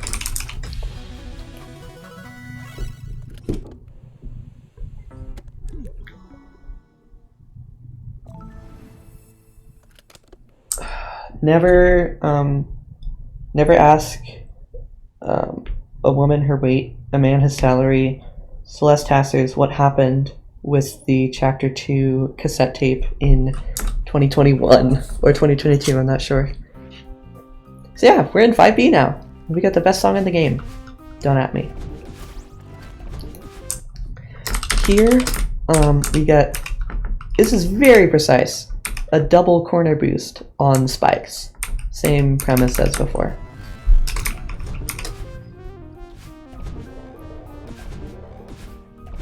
Another jump off of there, another jump off of there. Here we got a really weird multi-boost. You can see, again, we move down, checks for spike collision, no spike collision. the block moves to the left, checks for tile collision. There is tile collision, so we get coyote time. And we do not a super, but actually, or not a hyper, but actually a super here. Also, there's some weird shenanigans with like grabbing swap blocks. I don't really understand it. Even though I was the one to first document it, I still don't really understand it. But, so I unfortunately cannot explain this, but we do still get a multi-boost. And here, we're gonna do another one. Alright, so let's go over this frame by frame. Again, that hitbox jank applies in the other way too. If we were 1 pixel to the right, even though the spikes aren't actually here, the collision still acts as if they are, so it can work against you as much as it can work with you. So here, we grab, let go, we're 2 pixels away so we can climb jump without grabbing, jump, jump, jump, jump, jump, because we did another one of those overclocks here. And 5 jumps. And then now the hitbox stuff is working with us. We can land on the ground here. Well, we can become grounded here. Also refreshes our lift boost timer. Alright, that's not entirely true, but whatever. You don't care. Jump here, get even more speed. Do a dash to get even more speed, and we go all the way from here to here, and we do 1 more jump to get up to a staggering 1,122 speed. And so we can just whiz past the entire room. It's ridiculous. And now here, this is what's called a spike climb. Basically, we set it up in a way so that we have a tiny bit of speed in the direction the spikes are pointing, and then we alternate between pressing right and left and right and left, and the whole time we do technically still have speed in the direction of the spike. Even though this is like, if you were to keep the speed, you would only move 1 pixel every second. That doesn't matter, because it's speed. So it still works. And so we're still able to survive. And so that lets us get up here. There's other ways to do it, but that's the fastest way. And again, use the hitbox jank. I'm not touching you! I'm not touching you! Says the pink hitbox to the spike. Fuck you, says the spike. But it complies anyway. I hope you like my storytelling. I spent 5 years on it. That's not true. I spent 5 seconds actually. And so also the wall boost gives us a little extra speed, more than a regular wall jump ever could. Well, that's actually cool. Yeah, just barely missing the red bubble. That's cool. Okay, finally I get to talk about this. Shoutouts to this missing spike. There is no reason for there to not be a spike here. But there isn't. Okay. Here is like a downwards reverse corner boost, but it still works the same. Boop.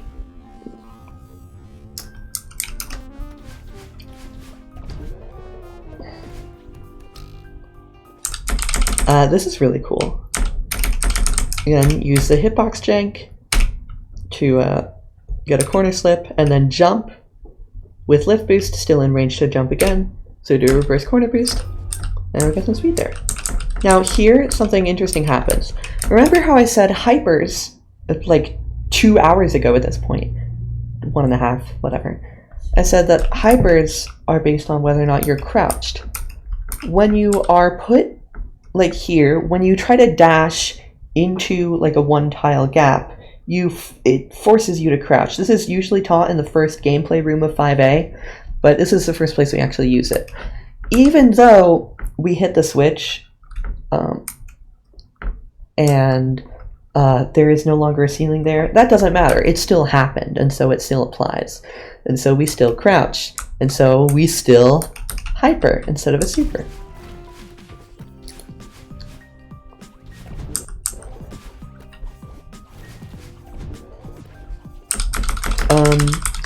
Interesting thing going on here.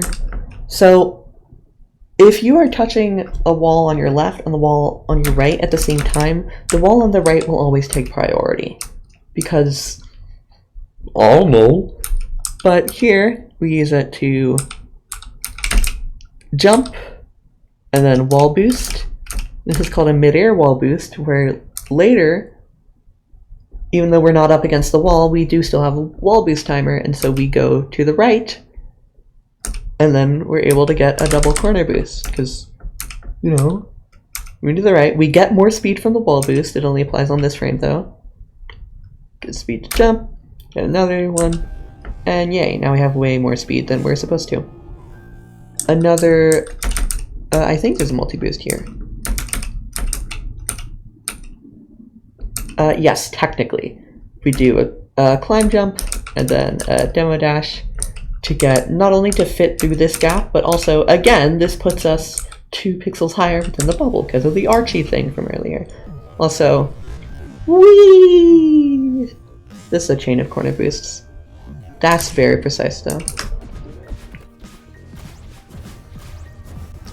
And again, same thing, wake up animation is too slow. Also, saving quits do count as deaths, so that's why there are 2 deaths on the save file that you can see here.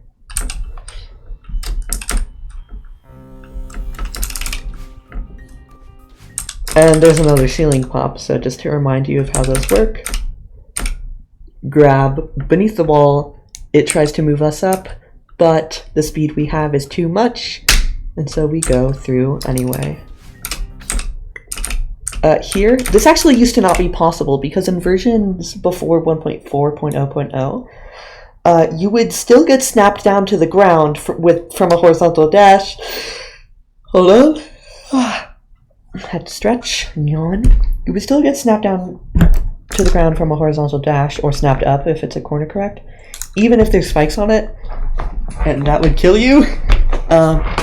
But in this case, that no longer happens, luckily, and so that lets us actually, I just tried to press the in-game next frame button, that's funny. So we're able to go underneath here with the corner correct, and we're actually going to do that again, so we skip those 2 switches there. Oh boy! Dun dun dun dun. Dun dun dun dun dun dun dun dun dun dun dun dun dun dun dun dun dun. We get the worst out of the end of the game. The fucking Seekers. I hate these fuckers. I hate them so much. No one likes them. No one loves them. No one loves you, Seeker. Just like my dad told me. That's not true. He's very supportive. For years and years, the only documentation of how Seekers actually worked was in a couple lines in a single task of a really long map. Literally just some comments in a task file were the only documentation on how Seekers actually worked for literal years. That's how little people want to put up with these pieces of shit. But we do have to put up with them. And I regret to inform you, they do have interesting tech that I will have to explain. So anyway, when you're in range, they'll start charging at you. Same thing as Oshiro, during the actual charge, they will slow the game down. But this is in the wind up, and so it doesn't actually charge yet, and so you don't get the slowdown. But the position you are when you bonk, it's more of a boink on the Seeker, is like the line between your position and the Seeker's position. Maybe it's the centers. It's probably the centers. Maybe it's here and here. I don't really know. But regardless, the angle between you and the Seeker also affects what angle the Seeker will be bonked in. And so the farther to the right you are, the farther to the left it will go. And they can also activate these touch switches, so that's nice. Here we do some weird things. We actually keep the Seeker alive because, watch this, the Seeker just ran into a wall, so it's just been stunned. Say that again. So it's just been stunned, and so when a Seeker is stunned, you won't actually die to it if you touch it. Instead, it will just bounce you away. It'll just bounce you away from it. So we're like fully in the Seeker here, but we just get bounced away from it. The mechanics of this are really weird, and frankly, I'm not sure how they work. I just know that they do work. And so we get a huge boost of speed from this guy. Let's see that. We get 100 speed. Okay, apparently it's 100 speed, but then it adds more. I really have no idea how this works, I'm sorry. But it does it, okay? I think it adds more speed for every frame you're within the Seeker. I did have to deal with this about like a month ago, but I didn't pay too much mind to it. And then again, climb, jump, corner boost on here, wall goes away, so we get the same thing as a corner boost. Yeah, there, this Seeker also kindly cancels our dash for us, and gives us our dash back. Then we do another one of those. Here we use its blast to go really fast. We blast fast. And we actually crouch here using a demo dash. So that's fun. And we're able to do a reverse corner boost to skip the entire second half of this room. Don't mind the state launch thing, you don't have to worry about that. Delayed ultra.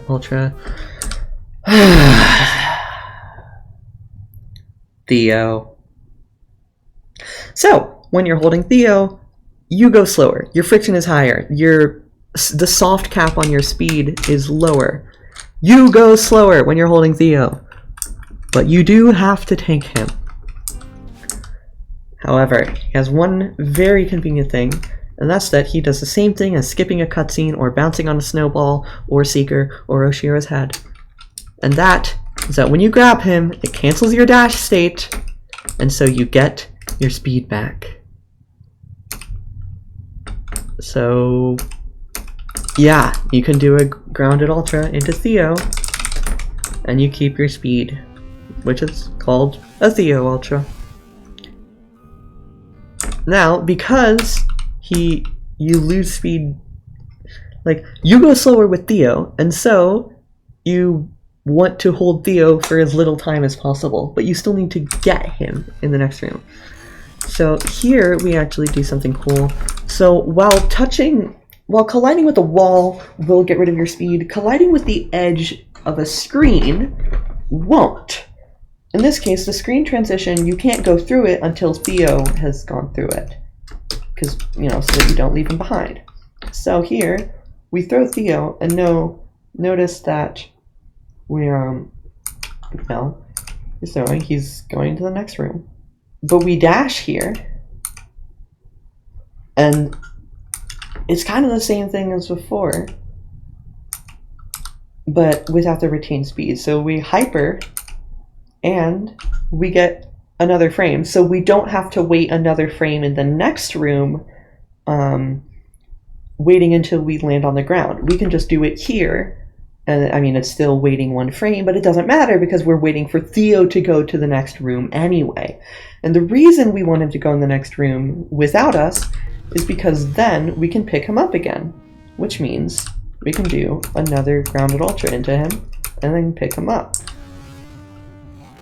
Instead of just holding him the whole way so you can't get another speed boost.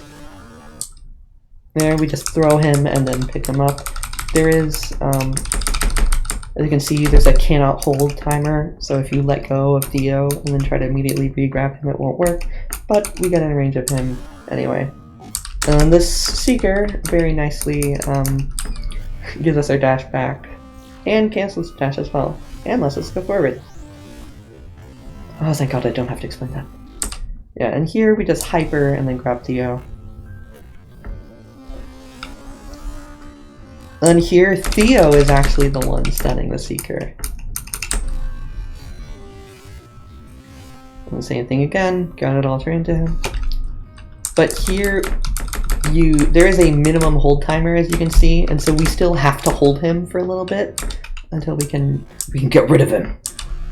So yeah. Also, if you are holding Theo, then landing on one of these buttons will activate it as well.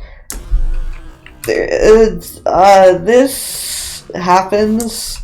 So we throw Theo at the Seeker, which stuns it, and then we demo dash up into it, and we hit the Seeker.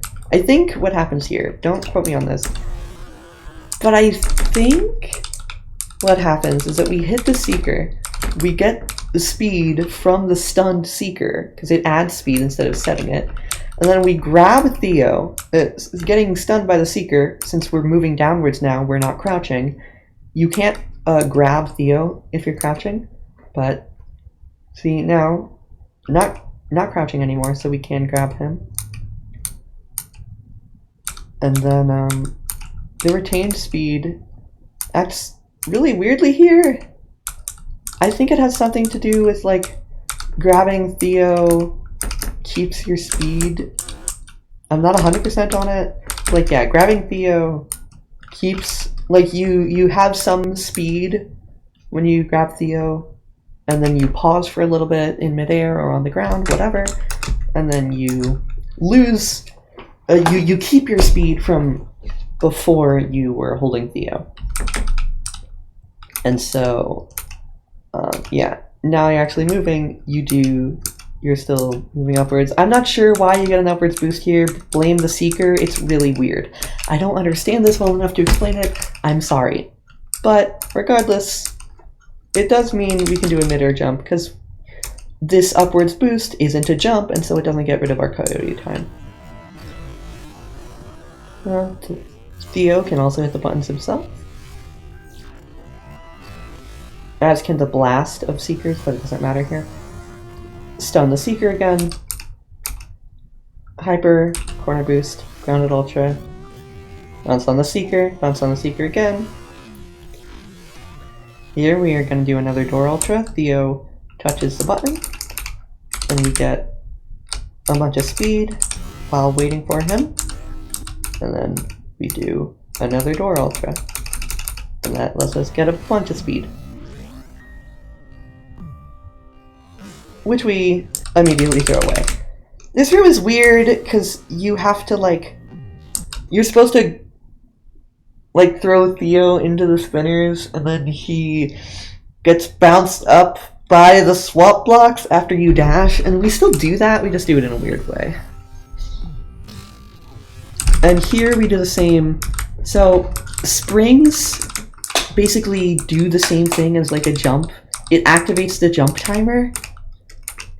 And so if you hit a spring and then dash, and while you're grabbing Theo, you will get the speed.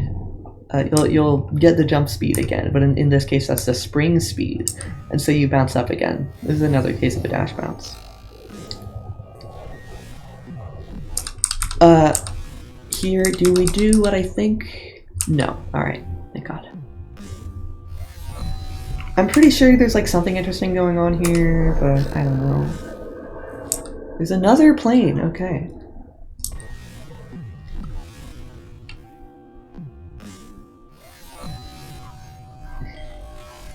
Another door ultra plus ground plus the ultra. And yeah, it's some awkward movement, but it works. Same thing here. We wall bounce and then dash, and then we like get the speed boost here, but it doesn't happen yet because we're grabbing Theo, and now we have the upward speed again. Yay.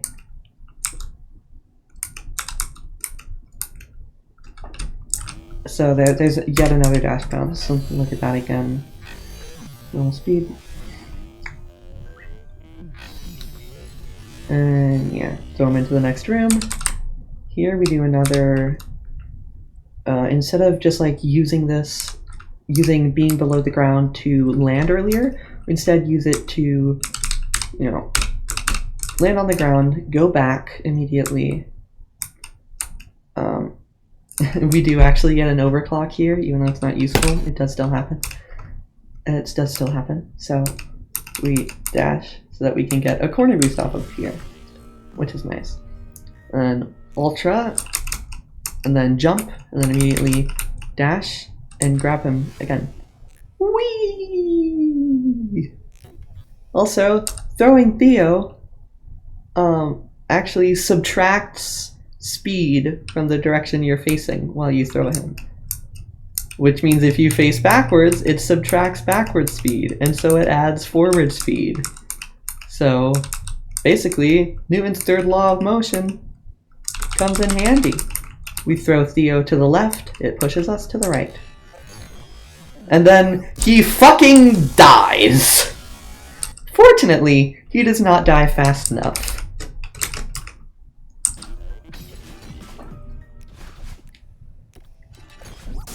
And just returning to map here instead of going through the end screen is a lot faster. So yeah, you can see Theo almost dies here. We call this the Theo kill strategy. Luckily, he does not die. If he did, then we would die too, during the heart animation. And yes, that is something that's possible. This Matty Thorson is evil. And now we're in reflection. And I'm going to take a quick bathroom break. But I'm not going to be able to pause the recording. Never mind. Yes, I can. So I'll be right back. Hello, hello. I'm back. It is very possible. Alright. Here we have feathers. Yay. Feathers actually use the joystick, so it's technically fastest to use an analog stick, so it's technically fastest to use a controller. So normally your maximum speed is 190 total, like accounting for vertical and horizontal. Like the total distance is 190 speed. But at the beginning here, we can actually go faster. Now, the reason for this is a little odd. Imagine you have a circle within a square. The circle defines the bounds of where your joystick can be physically. And it will always be as long as it's, at the maximum distance. That maximum distance is always the same distance away from the joystick. Let's just say it's 1 unit. However, it might be able to process positions of the joystick within a square. This is called a square analog gate. And so when the corners are farther away, the diagonal directions at 45 degrees are farther away than the orthogonal directions. Because, Pythagorean theorem. And so you're actually the square root of 2, so about 1.41 units away from the center. And so that doesn't matter normally in a feather, but it does for some reason matter at the beginning. And so if you go exactly up and left with the D-pad or with the arrow keys, then you're effectively moving the joystick farther away than it's supposed to go. And so you can move faster. Also, feathers are really weird, and it's like a big, complicated optimization problem. But just know there's a lot of very particular inputs. Like here, the controller is being held at the joystick is being held at exactly 11.923 degrees for 12 frames, and exactly 15.515 for 1 frame, and then exactly 76 degrees for 11 frames, and 100.221 for 12 frames. Yeah, it's complicated. Luckily, there's a program that lets you do this faster. And normally, the feather will run out after 2 seconds, but if you touch another feather, then it won't. But for the bubbled feathers, you have to dash into them, and so you do have to spend the time in the getting a feather animation, just like that.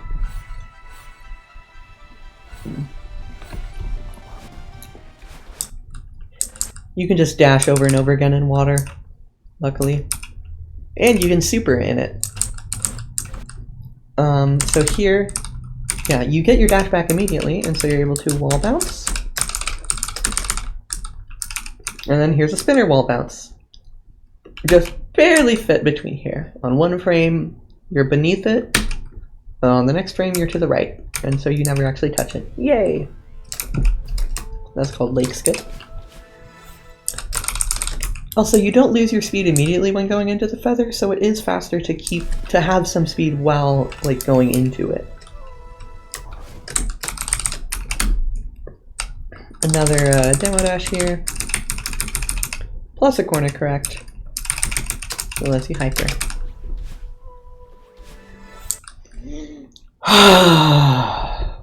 Okay, just, you know what?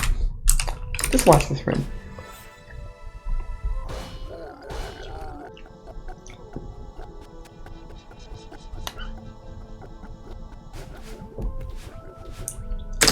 So, you're probably wondering, what the fuck just happened? First of all, just, you know, more feather movement. But here, run into the Kevin as quickly as possible. These are called Kevin blocks because that guy who voiced it is named Kevin Regami. Regami? I don't know. And dash down into it. And then we do another, all the way from chapter 1, we have another climb, hop, cancel here. I think. Yes, that is correct. So again, we're being moved with the Kevin, and we have the speed of the jump. So we get extra speed, basically. Now, that is the sound of unpausing. So, we're actually pausing and unpausing over and over again. Now, this is called spinner stunning, a name that I coined, by the way. I'm really cool, I promise. So yeah, this is called spinner stunning. So, you may have noticed that all of these spinners have different colored hitboxes. That is because they're in 3 different groups. We're just going to call them 1, 2, and 3. Red, yellow, and blue, in that order. So, the game, on lower end devices, the game just can't just check if you're colliding with every spinner every frame. Especially in big rooms like the end of 7A. That's a lot of spinners you have to check every single frame. And so instead, it only loads spinner hitboxes if they're within a certain radius of Madeline. That's not shown here, but we do have tools to show them. So like, for example, you can see these spinners are, you know, dotted lines instead of full lines to represent. They have to be within a certain square range of Madeline, and they have to be on screen. Both of these have to be true for a spinner to load or unload. And so it only checks for collision of all of these. However, even that could be too much. Every single frame, checking if every spinner in the room is close enough, you've just shifted the problem. In fact, you've made it worse, because for some of them, you have to check if they're in range, and you have to check if they're colliding. And so, instead, spinners are separated into 3 groups. These groups are not specifically defined. However, for the purposes of this task, we can pretend that every spinner has an assigned group. These groups are random. However, luckily, the randomness is seeded by the internal name of the room. So for each room in the game, each spinner is going to always have the same group. So there's no real randomness, unless your name is Prologue Bridge. Technically, there's RNG there, and then crumbling block particles. But neither of those matter, ever. Literally, I've never seen... That's not true. Anyway, yeah. There's no true randomness in this game, with very few exceptions that don't really matter, so that's nice. But in this case, these groups determine when the spinner will load or unload. So, for example, the red group, if we're going, frame by frame, red group will load and unload on frame 1. It'll check the yellow group on frame 2. It'll check the blue group on frame 3. And then it'll check red, yellow, blue, red, yellow, blue, red, yellow, blue, on and on forever. So, you might think, that's all fine and dandy. The collision is still being applied every frame, no matter what the group is, but the loading and unloading isn't. It's like, okay, sure, that's fine. Doesn't really matter. However, when you pause the game, everything stops, of course. Except for these 2 pixels of Madeline's outline, apparently. I never noticed that. However, during the unpausing animation, not really an animation, but I'm going to call it an animation. During the unpause animation, it takes 10 frames. And it will still increment this cycle. So like right here, so on the frame of pausing, nothing happens, right? And then, let's say right here, it's loading blue. On this frame, we go, red, yellow, blue, and then nothing's loaded, but nothing loads, or none of the spinners load or unload while the game is unpausing, but the cycle does still keep going. So you get the incrementation of the cycle without actually loading or unloading anything. And you might notice what's about to happen. Since the unpause is 10 frames, we go, again, red, yellow, blue, and then it ticks but does not load, it increments but does not tick. Red, yellow, blue, red, yellow, blue, red, and then, did I do that wrong? Yeah, red, yellow, blue, red, yellow, blue, red, right? Okay, I'm not entirely sure why it's taking longer here. It should be 10 frames, there's something odd going on. But regardless, we're going red, yellow, blue, blue, blue. So we ended loading blue. We just loaded blue. And then since we're going, we try that again. Red, yellow, blue, red, yellow, blue, red, yellow, blue, red.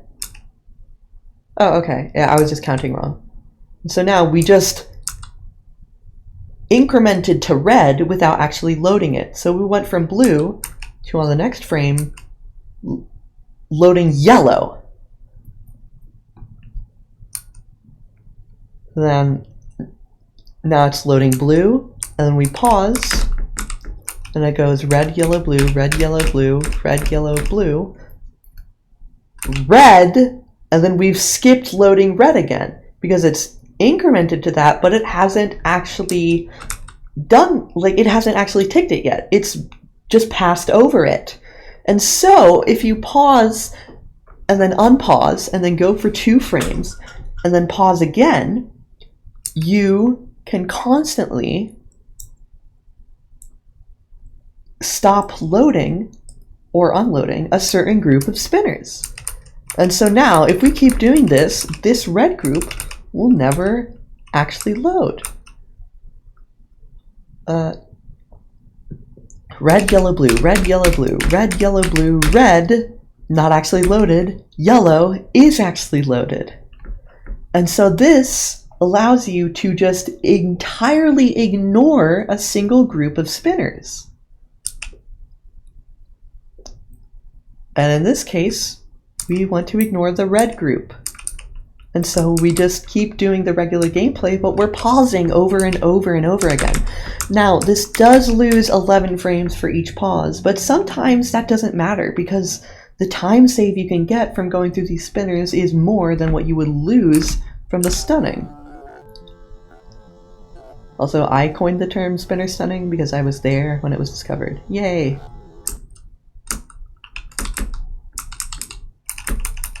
So here we demo dash to go through this gap here.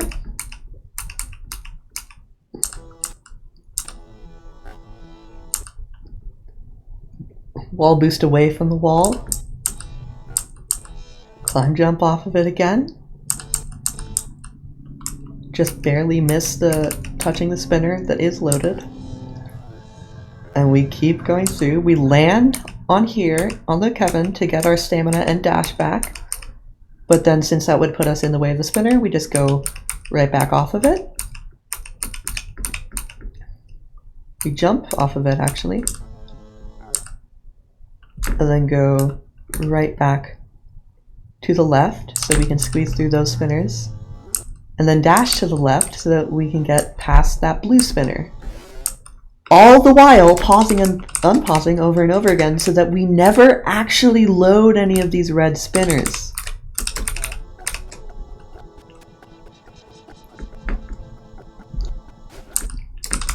So it's a game of figuring out, first of all, which group you have to keep unloaded.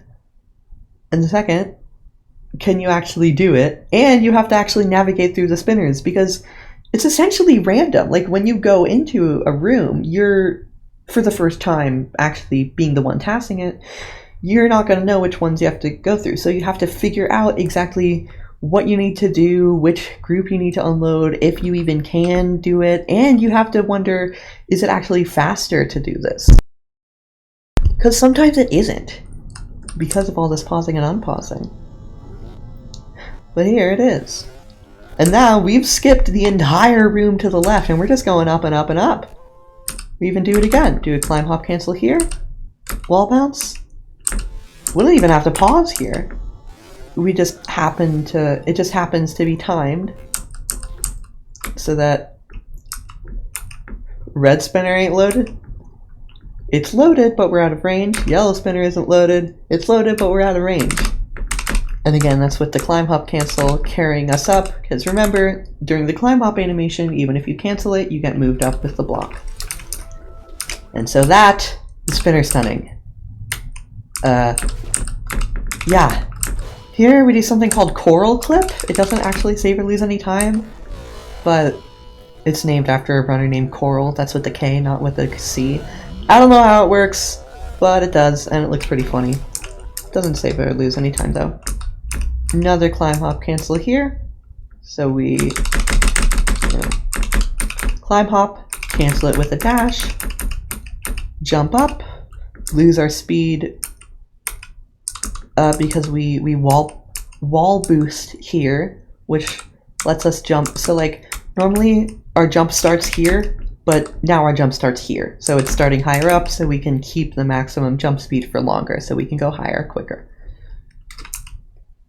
And all the while we're being pulled up by the climb up cancel we just did. And you can see it just barely misses the spinner here. It's 0.031 pixels away from hitting it. And now we're gonna do the same thing again. We're gonna go to the B side. But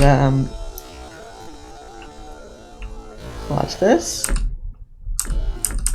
Let's get over here as quickly as possible. We get some lift boost from the Kevin, so we do a reverse hyper, get the speed from the hyper and the lift boost. Jump on the Kevin, speed from the jump and the lift boost. Corner boost, so we get the speed from the corner boost and from the Kevin. The wall goes away, and so we gotta retain speed back. Dash, and that gives lift boost as well. Don't ask why we crouch here. I'm honestly not sure, but you can probably figure it out. And then, yeah, you get all that speed. And even in the next room, it is so kind as to keep our lift boost until here, where we can use it one more time. We get the 1.2 times speed multiplier, and jump, and the lift boost, and that sends us flying off at over 1,000 speed. Then we get up to over 1,200 from another delayed ultra right here, perfectly spaced. We get up to 1,211 speed. So again, yeet.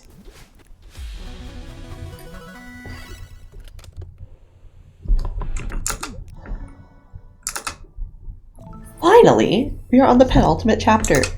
2 hours, 49 minutes, and 48 seconds into the video. By the way, you can just kind of move. This is the only chapter in the game where you can just start moving immediately as soon as it loads. Here, it's actually, so moving blocks also get corner corrected, specifically the 4A auto-scroller blocks and Kevin's. They also get corner corrected. And so we spend less time, we don't have to spend as much time waiting for it to move to the left. We can do it like 1 frame earlier because it just corner corrects. So we're going to do that multiple times here. I think maybe only 2. Also, there's plenty of funny movement here. Again, not wasting that extra frame because it just corner corrects. And then here, getting his position, doing a corner slip, hyper with lift boost, and don't actually jump here, or don't actually do a corner boost, but we do jump off of here to get a ton of speed. And this little reverse corner boost here also is still affected by lift boost because it's been less than 10 frames. Thanks, Kevin. And here we have another spinner stun. It's weird, but it works, okay? It just works. So we have to get it out of the camera so that it unloads first. I mean, we could just start stunning here, but then we would have to do it for way longer. Good to go through there. And we had to skip this whole room with that feather. Oh boy. And then, oops. Again, at the end here, for whatever reason, if you are like, if your analog stick is at a magnitude of exactly 0.69 or lower, you will get more vertical speed after a feather. Why? The hell if I know. It just happens, okay? Here. Another instance of, you know, well, 4-frame bunny hop. There's no lift boost here. Yes, lift boost here. Jump through the spinners. Also, the hitbox for these touch switches is way bigger when you are in a feather. Bumpers! Everyone hates these. There is a way to calculate exactly how they will move you, but just know if you're in the right area and you're holding right or holding left, if you're moving to the left, you will get more speed from the bumper than if you didn't. We call that a super boost for some reason. It's not very super, but it is a boost. And that's just a regular feature of bumpers. And the blast that happens when seekers like explode.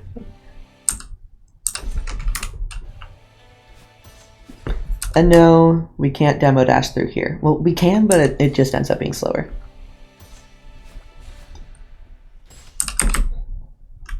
Again, dashing down so that we can hit it and move to the right. Bumpers also have some randomness to them, but again, it's seated, so it doesn't matter.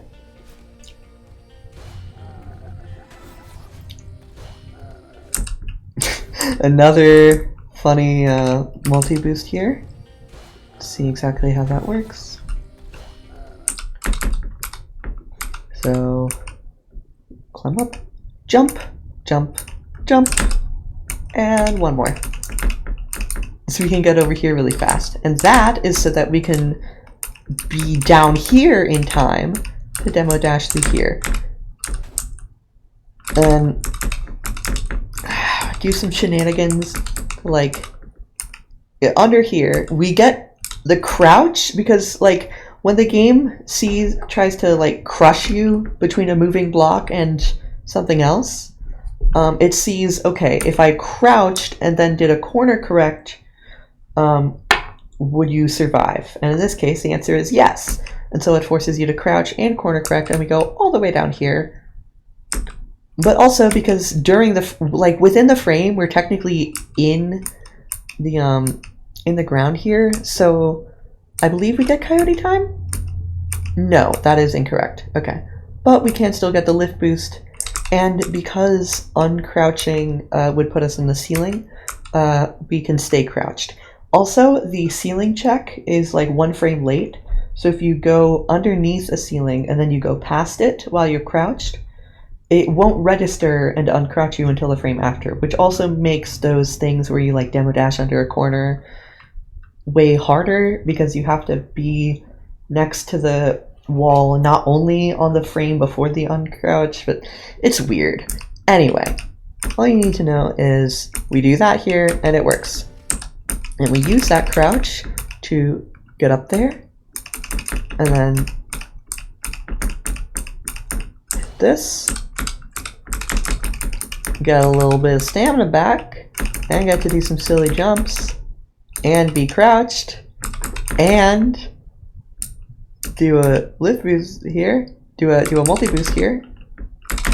So let's do that again. Boost from, technically we get a boost from this jump, but it doesn't matter. Coyote jump, reverse corner boost, neutral reverse corner boost. Since we dash immediately, we don't have to worry about, you know, losing speed and stuff, so we can do a neutral reverse corner boost which doesn't lose any speed. It only adds the speed from the multi-boost. So another spinner stunt here, because otherwise we'd be going so fast that we would hit the spinner.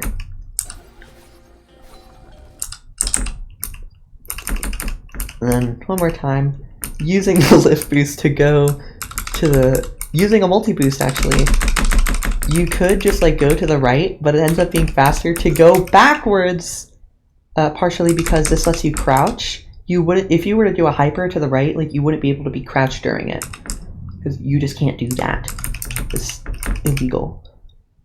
And here we get crouched, and then since we are still in coyote time, it doesn't matter that we're moving down. We're still crouched, and so we jump, get the lift boost, but it doesn't really matter.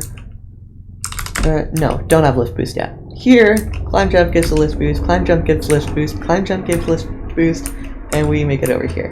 It's silly, but it works. You know, another hyper, upright dash, corner boost, bunny hop. Does it do a bunny hop? Or not a bunny hop per se, but it does jump on the ground to gain more speed before a dash. And an ultra, and corner boost, and a delayed ultra to fall down here. And you can take a break here. I have nothing to explain. More water boosts, like we explained earlier. Never mind, I do have something to explain. Okay. I mean, it's kind of just another, wow, a corner slip, and then a multi-boost. Get new material, man. The same thing happens here, without the corner slip, actually. Don't know why. Another multi-boost, another water boost. Bumper.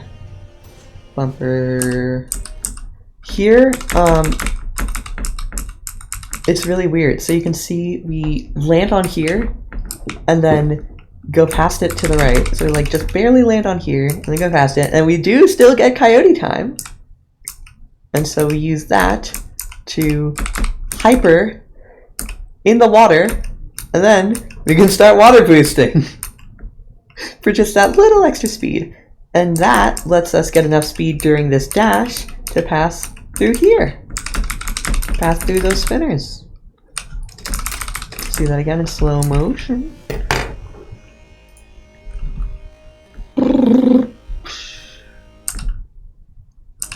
And then again, we can do a demo hyper onto here, and whee!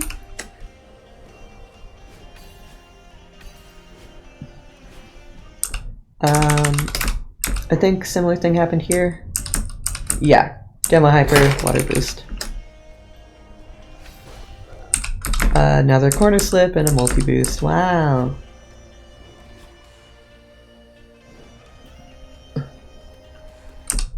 Another regular demo dash here. Fun fact, I believe, okay, there's another feather boost there. Same thing I talked about before. Just being at a certain angle. It's weird, and it doesn't have to be exact. And, oh, just snip square analog gate and go ask Sasha Bell. Don't actually ask them. There was debates on whether or not we should be able to have the tiniest bit more precision with feathers. Seriously, that's how insane we've gotten.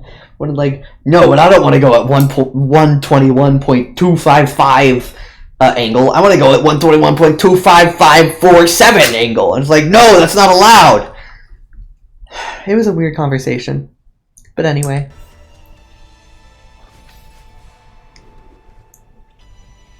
Fun fact, this demo dash was actually patched in to be easier, as you can see by this being misaligned.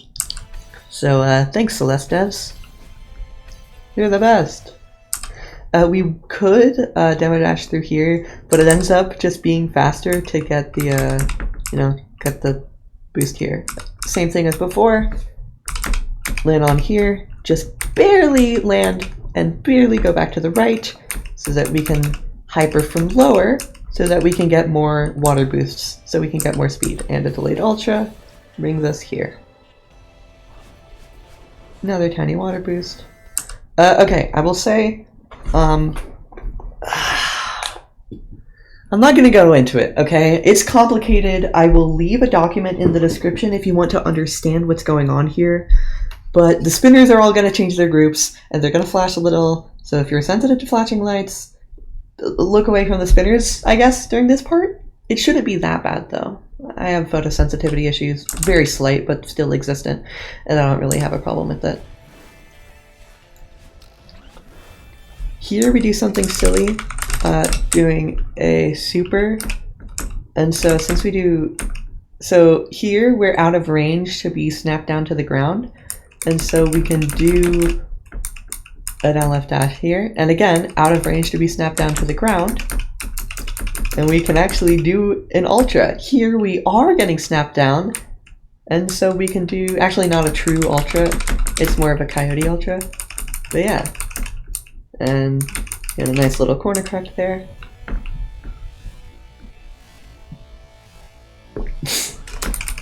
And again, just doing the dash there so that you don't lose speed from air friction. Pretty simple. Here, this just works. Like, you can literally just buffer this dash, and this just works. The block is falling faster than you're falling, and so you can jump on it. You can do this yourself. Just go to this room, and then buffer a dash after this. You can just do it. It's really easy, actually.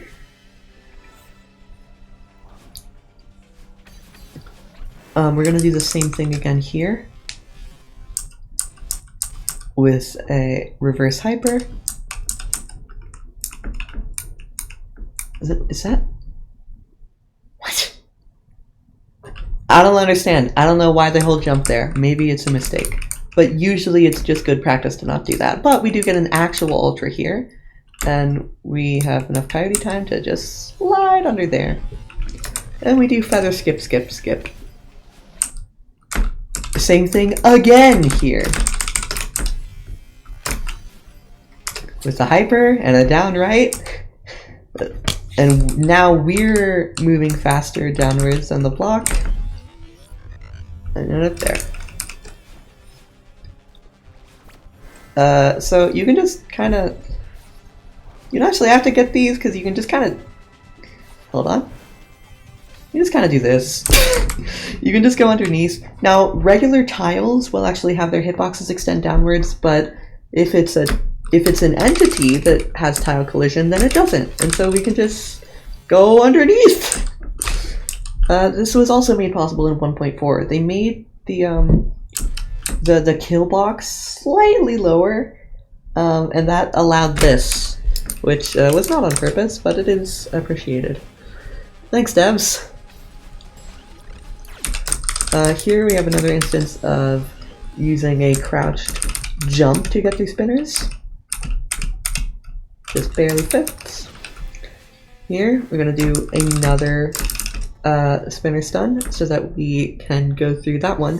You could try to demo dash through here, but then you would end up uncrouching and you would die to these spinners. so we have to stun here, but it does save some time.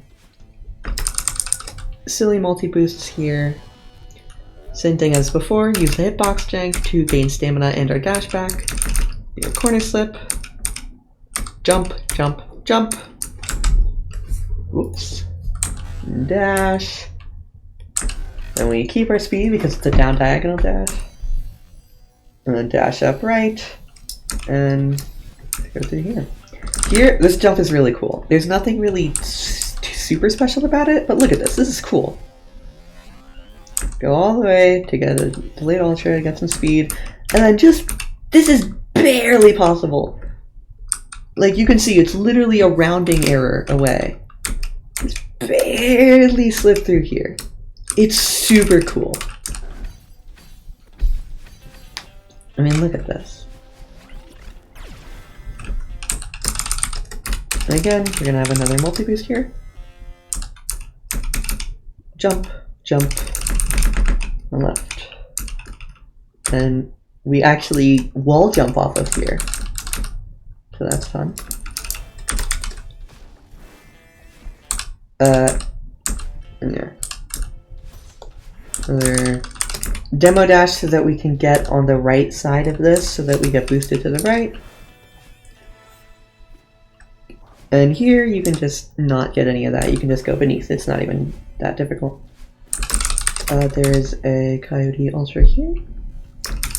And a real Ultra. No dash there because we have to use it here.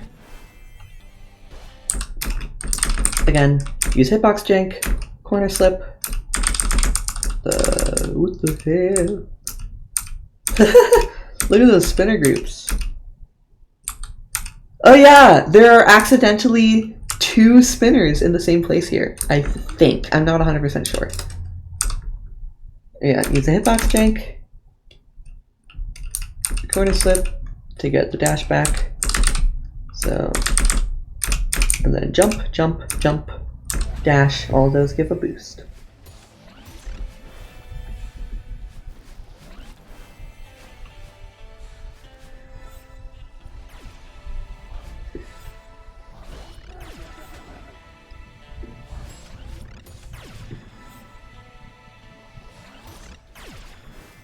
And then here, first hyper, and then an ultra, jump, corner boost, dash up right so we can get past the wall fast enough, then do another corner boost, and then another, and an ultra, and then whee! Let's see that again.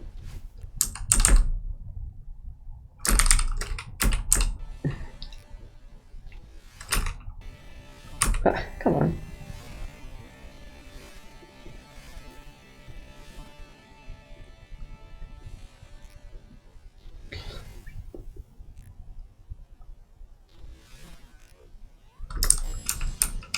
Yeah. There's demo to go through there. Gundy's return to map, and finally we are at Summit. There is not much left for me to explain, except in this first room. It's pretty simple. Just go. We get enough speed so that we can demo dash through here. Normally you can't demo dash between 3 spinners like this, but if you have more speed, then you can. Also, we have 2 mid-air dashes now. This spring thing is kind of weird. Like, we hit the spring, but we're not as high as we want to be. So, wait, why do we hold jump there? So we just dash again so that we can get the height again. It doesn't lose any time, in fact, it just saves time because it means we can go up and we can do a demo dash here instead of having to go up right. So that's cool. Now, if you have low enough speed, you can actually corner boost over spinners like this, but you do have to have, like, pretty precise. You have to be pretty precise. Here, I call this a vital hyper because it was discovered by Vitellary. Yes, named after VVVVVV. So here, one thing about crouching is that you can't actually crouch on the first frame of touching the ground. You just can't do it. It just doesn't work. It has to be on the next frame. However, the forced crouch on the first frame of an ultra does happen on the exact frame you collide. So if you do a down diagonal dash into a spinner like this with the ground beneath it, you get crouched, and then you can do a reverse hyper because you're crouched, and then now you're out of the way of the spinner. I actually found that strat in particular.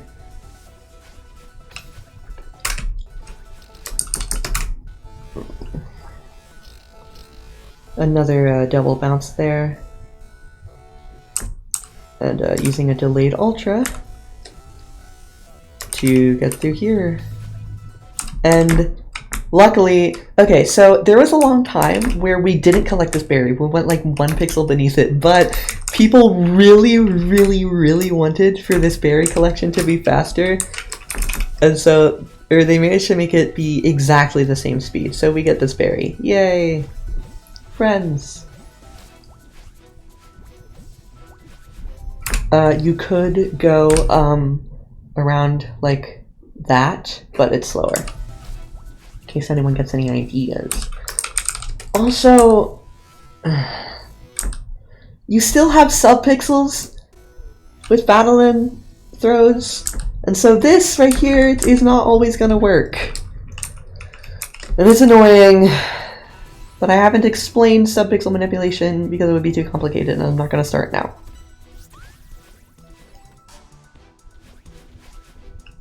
There is another good use for a reverse corner boost, where we need to keep this speed, but also like we need to keep the speed, and so we just sacrifice a bit of it for, you know, being able to keep any speed at all. Another double bounce there. And again, dash up, start moving to the right just in time. Does this do anything interesting? No. Okay. It's just, yeah, even though this is so tall, like we're moving up an entire tile, more than that even, because the lift boost is so much, we do luckily get over it in time to do the corner boost. This is weird, but like you can see we do an upright dash here so that we can squeeze here earlier. Look, there is a technique here that is used. It is used one time throughout the entire task. There's only one place I've ever seen it used before. Aside from this, this is the only place in the entire game that it is used. It is complicated. I do not understand it.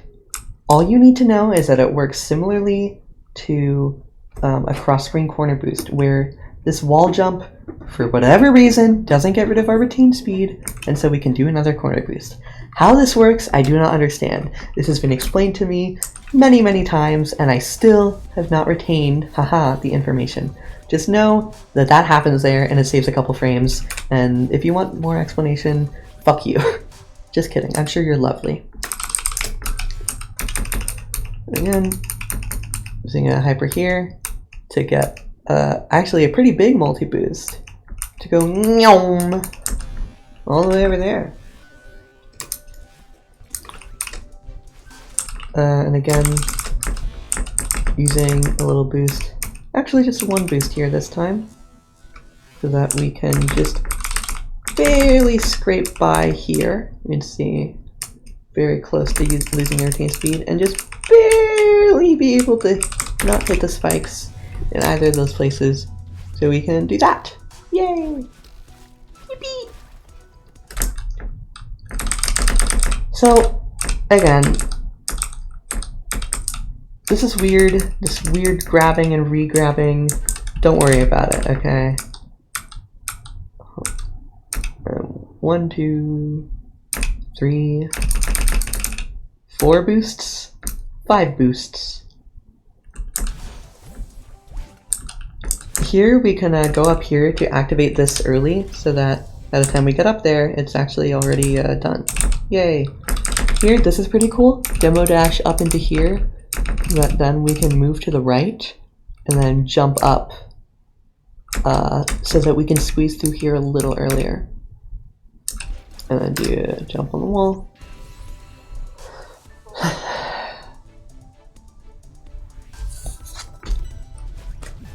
More dream block double jumps, dream block double jumps.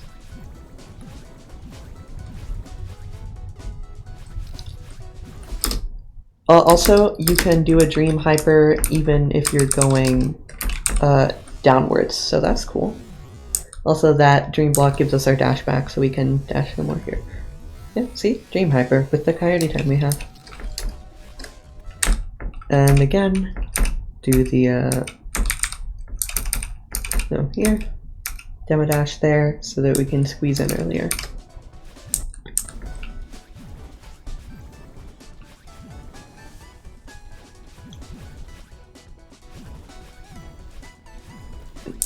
This room's weird.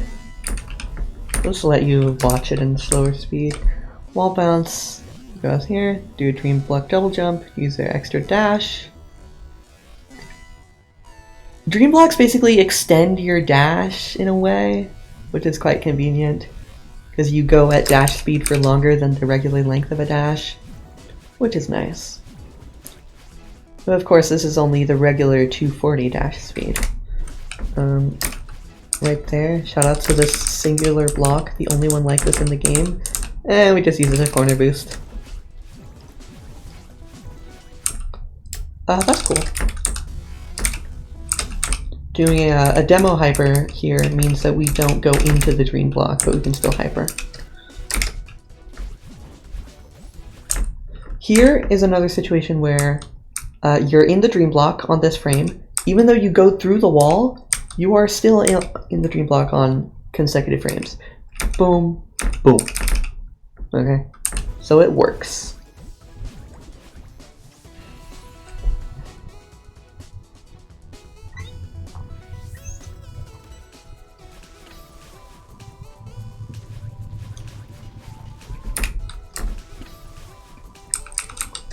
So here,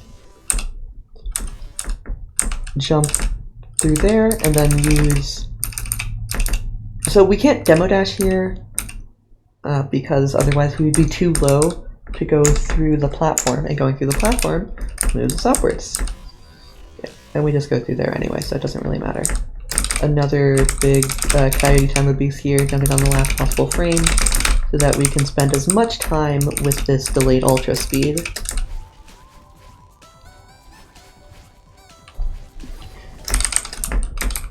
We do another thing, we've seen this before. Get as much speed as possible into here, and then we can jump, and then it cuts our upwards trajectory short so we can jump again. Actually, no, it doesn't do that here. Interesting. Well, not immediately, but it does jump there.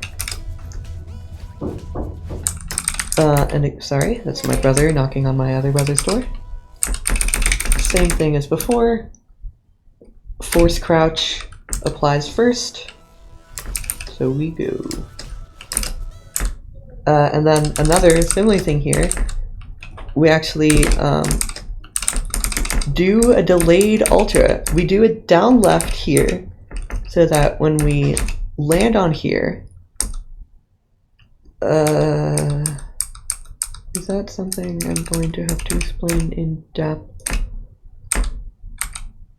Oh, thank God, okay. Okay, I was scared that I was going to have to explain something really weird and complicated. Well, it's not that complicated. Also, I just realized I should turn the volume back up. Apologies about that. Yeah, here, land on here, and the wall boost lets us go back to the right. So we do a wall boost with a delayed ultra stored, move on to here, we get the force crouch, so we can actually crouch here. We move right back off, and that lets us get our dash back. Dashes, even. Here's our next berry. Just demo dash right through there. Another funny delayed ultra to whiz through that room. Goodbye, Frank Z. You shall be missed. More ceiling pops. Whoop, whoop. Hope you remember how those work because I'm not explaining it again. By the way, this dust bunny right here, this one on the right, his name is Bob. No one calls him Bob. I don't think anyone has called him Bob since like 2018, but I still call him Bob. So remember, justice for Bob. Remember his name.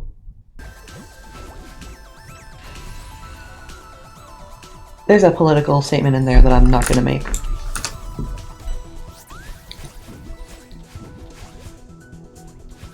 It's faster to go up here because hyper, ultra, corner boost, delayed ultra, ultra again, and you can whee! Reverse corner boost there, you lose some speed, but it doesn't matter, and again, you're on the spike, but your entity collision hitbox is not. Another same thing here. And again, hitting the snowball cancels your dash, and so you get to keep your speed. Here, get it in position. Pressing up here. Pressing up immediately starts moving it upwards, and so you get lift boost. So that's like the only place in the entire game where just pressing up, not in the context of a dash or a climb, is useful. And dash down here so that we can get a little corner slip. And that, with the coyote time, allows us to hyper, and then corner boost 1, 2, 3, 4, and then we've gotten 5 boosts. And here we just barely are able to jump through here with the coyote time we have. Again, remember, coyote time is based on time, not distance. So even though we're all the way over here, we can still jump. And we get the lift boost from it as well. Yay! Reverse corner boost to get up here. And yeah. Just enjoy this.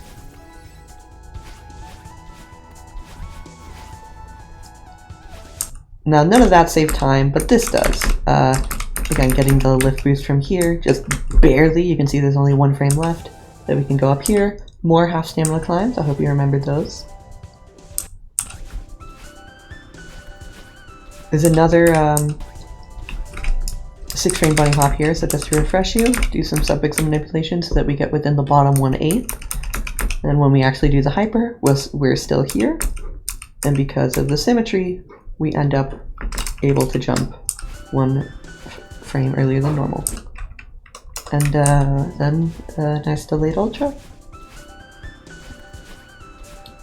And yeah. I believe something here? No, okay. This is a rare instance where it's fast to just do a hyper and then do another hyper. You would think that that would be faster more often, but it's not.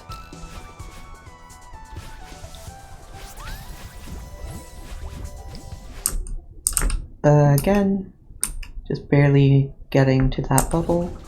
This is cool. Here, I did look at this recently because I had to for my own tasks. There's a demo dash here, so we jump corner boost into here, and then do another jump, and then we can do a grounded ultra to get as far as possible before hypering. No lift boost, but it's still fast. And again, use the hitbox jank with the wind that does exist, you just can't see it. Actual tile hitbox is here, but it's still 1 frame behind, or it's 1 wind behind basically. It processes the spike collision, nothing's there, and then it moves me back to the right. So you can then hyper, but you do have to wait another frame because again, while you're dashing, the wind does not affect you. And so if you were to dash here, you would be in the spike hitbox and it would kill you.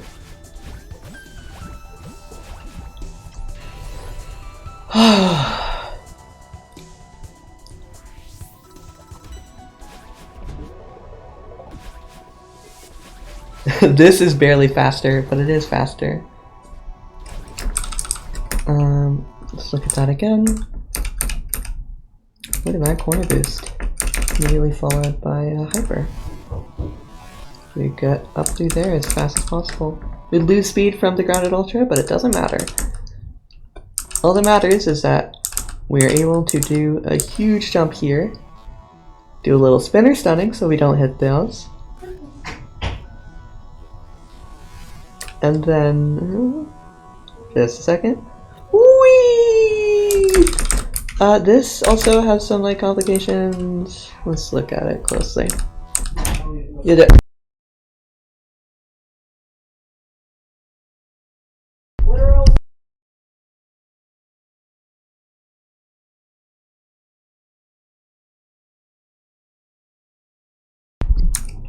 Apologies again. Okay, yeah, that's cool. It actually does a reverse corner boost here, which is able to do because it moves up into you faster than you move away from it. That's interesting. And you even get the lift boost from it as a nice little bonus.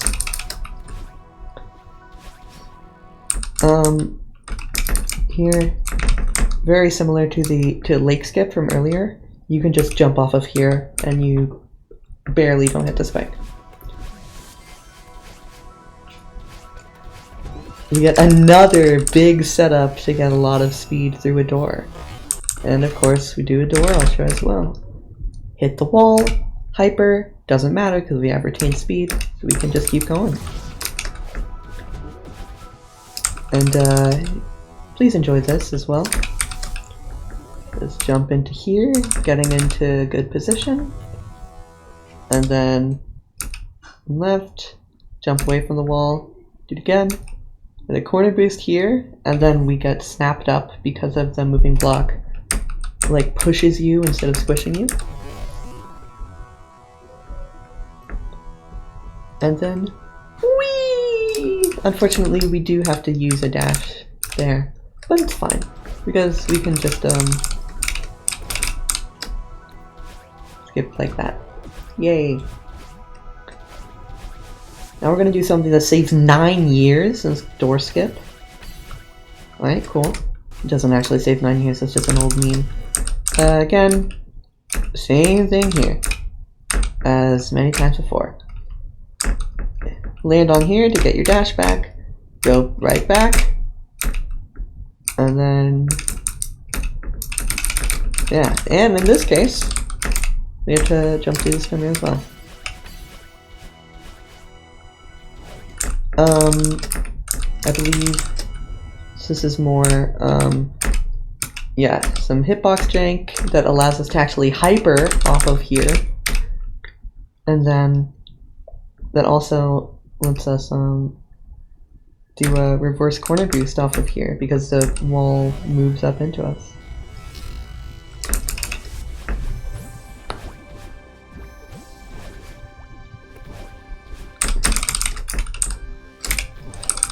Able to demo dash here to just slide underneath. So we actually use this little tiny gap between the spinners to I'm not sure what the purpose of this is. I think it's so that we can lose yeah, it's definitely to lose a little bit of speed going to the left. Also, we're holding jump this whole time to do that halving gravity thing. Otherwise, you could like try to press jump here, but you would just end up jumping, so you have to hold it instead. And yeah, that little speed loss from that one frame of being in there just barely lets us slip under here. And then let's dash over.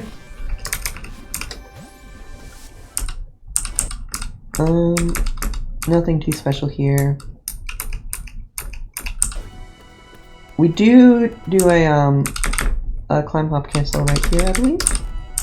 Yep. So again, remember climb hop cancels, you do the climb hop, you start the climb hop animation and you are moving up with it so that it, you don't just fall off of it. But the movement doesn't go away even if you cancel it, and so you get the speed of the jump and the speed of the block and the speed of the block again. Well, more accurately, the movement of the block. And so you can go, oops, you can go upwards just a little faster. And finally, we're in the final subchapter.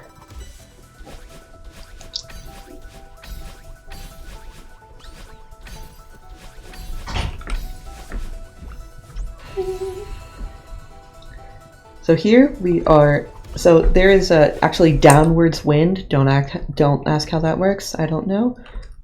Maybe ask a meteorologist. They could probably figure it out. It is barely faster to go to the left here, just because you can do more wall bounces and stuff. And the downwards wind does the same thing as a horizontal wind. It means that right here, you can, it's the same thing as before. You're on the spikes. In this case, it happens like within the frame, so you can't see it. But yeah, you checks for spike collision, not there. Moves you down, checks for spike collision, not there. The wind moves you, and then it checks for tile collision. You've landed on the ground, so you get your dash back.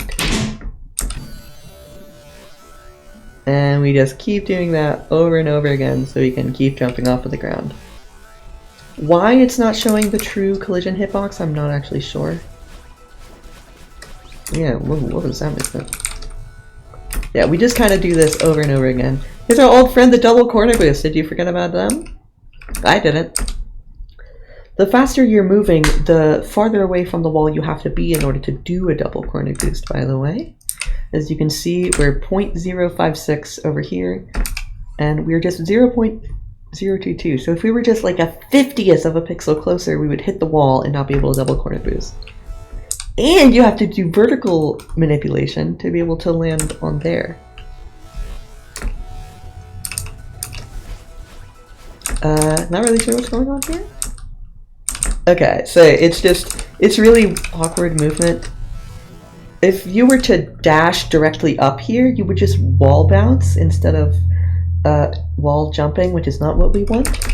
So you do an upright dash so that we can just go up faster for a little bit and then land on here.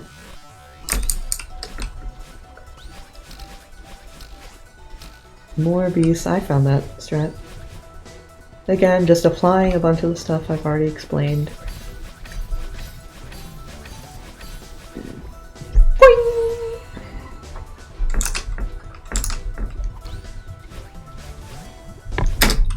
That's a little odd. Okay, never mind, it's actually normal. Yeah, just getting speed like that, but then using, for whatever reason, it only does like the highest lift boost. Not sure what's up with that, but it happens, I guess. And you're able to use that to go to the left while also going up as much as possible.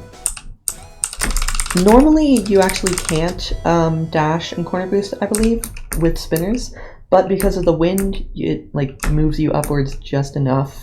I think that's what's happening. Don't quote me on that though. I could just be totally wrong. The demo dashes here. Those are corner correct.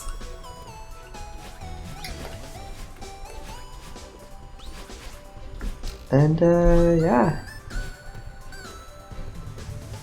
By the way, we're in upwards wind here, which is the worst type of wind. Now, this flag right here, it is possible to go up through here and skip getting all of this.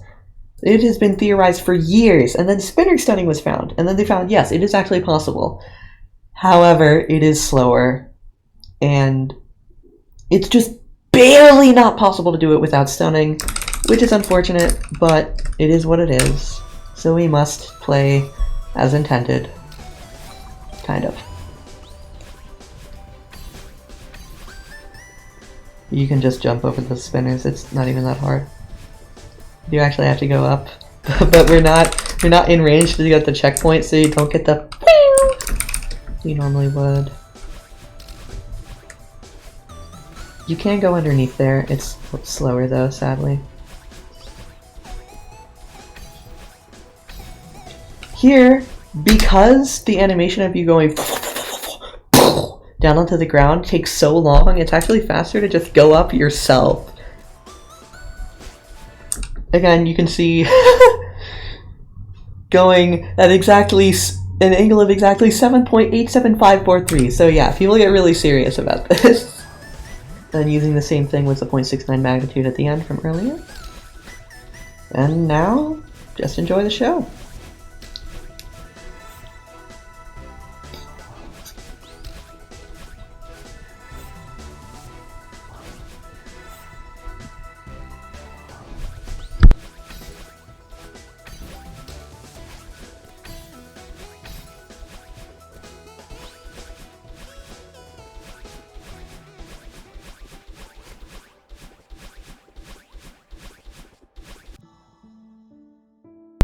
And there it is. That's Celeste in 21 minutes, 23.058 seconds. But wait! One more thing before we get into the epilogue. Well, as we get into the epilogue, when you trigger this cutscene, there's one more frame where you can do something. And so we just hyper to the right. Doesn't really affect anything, but it does make the cutscene look funny. And you can jump on the first frame up there. And there we go. 5 berries, 2 deaths, both of them actually being saving quits. 21, 23.058. And now for the journal.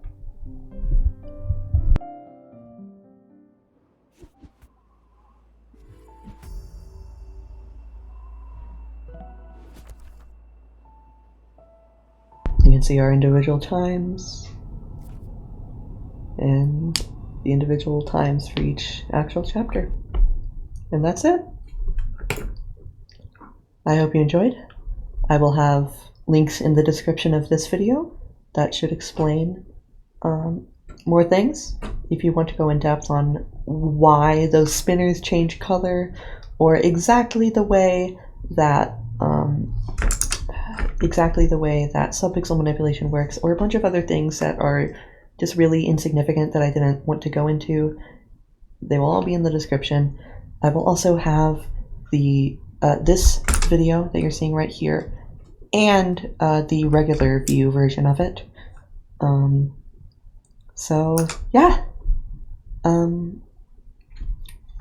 have a nice day, and I hope you enjoyed the Celeste 90% tasks explained. Bye.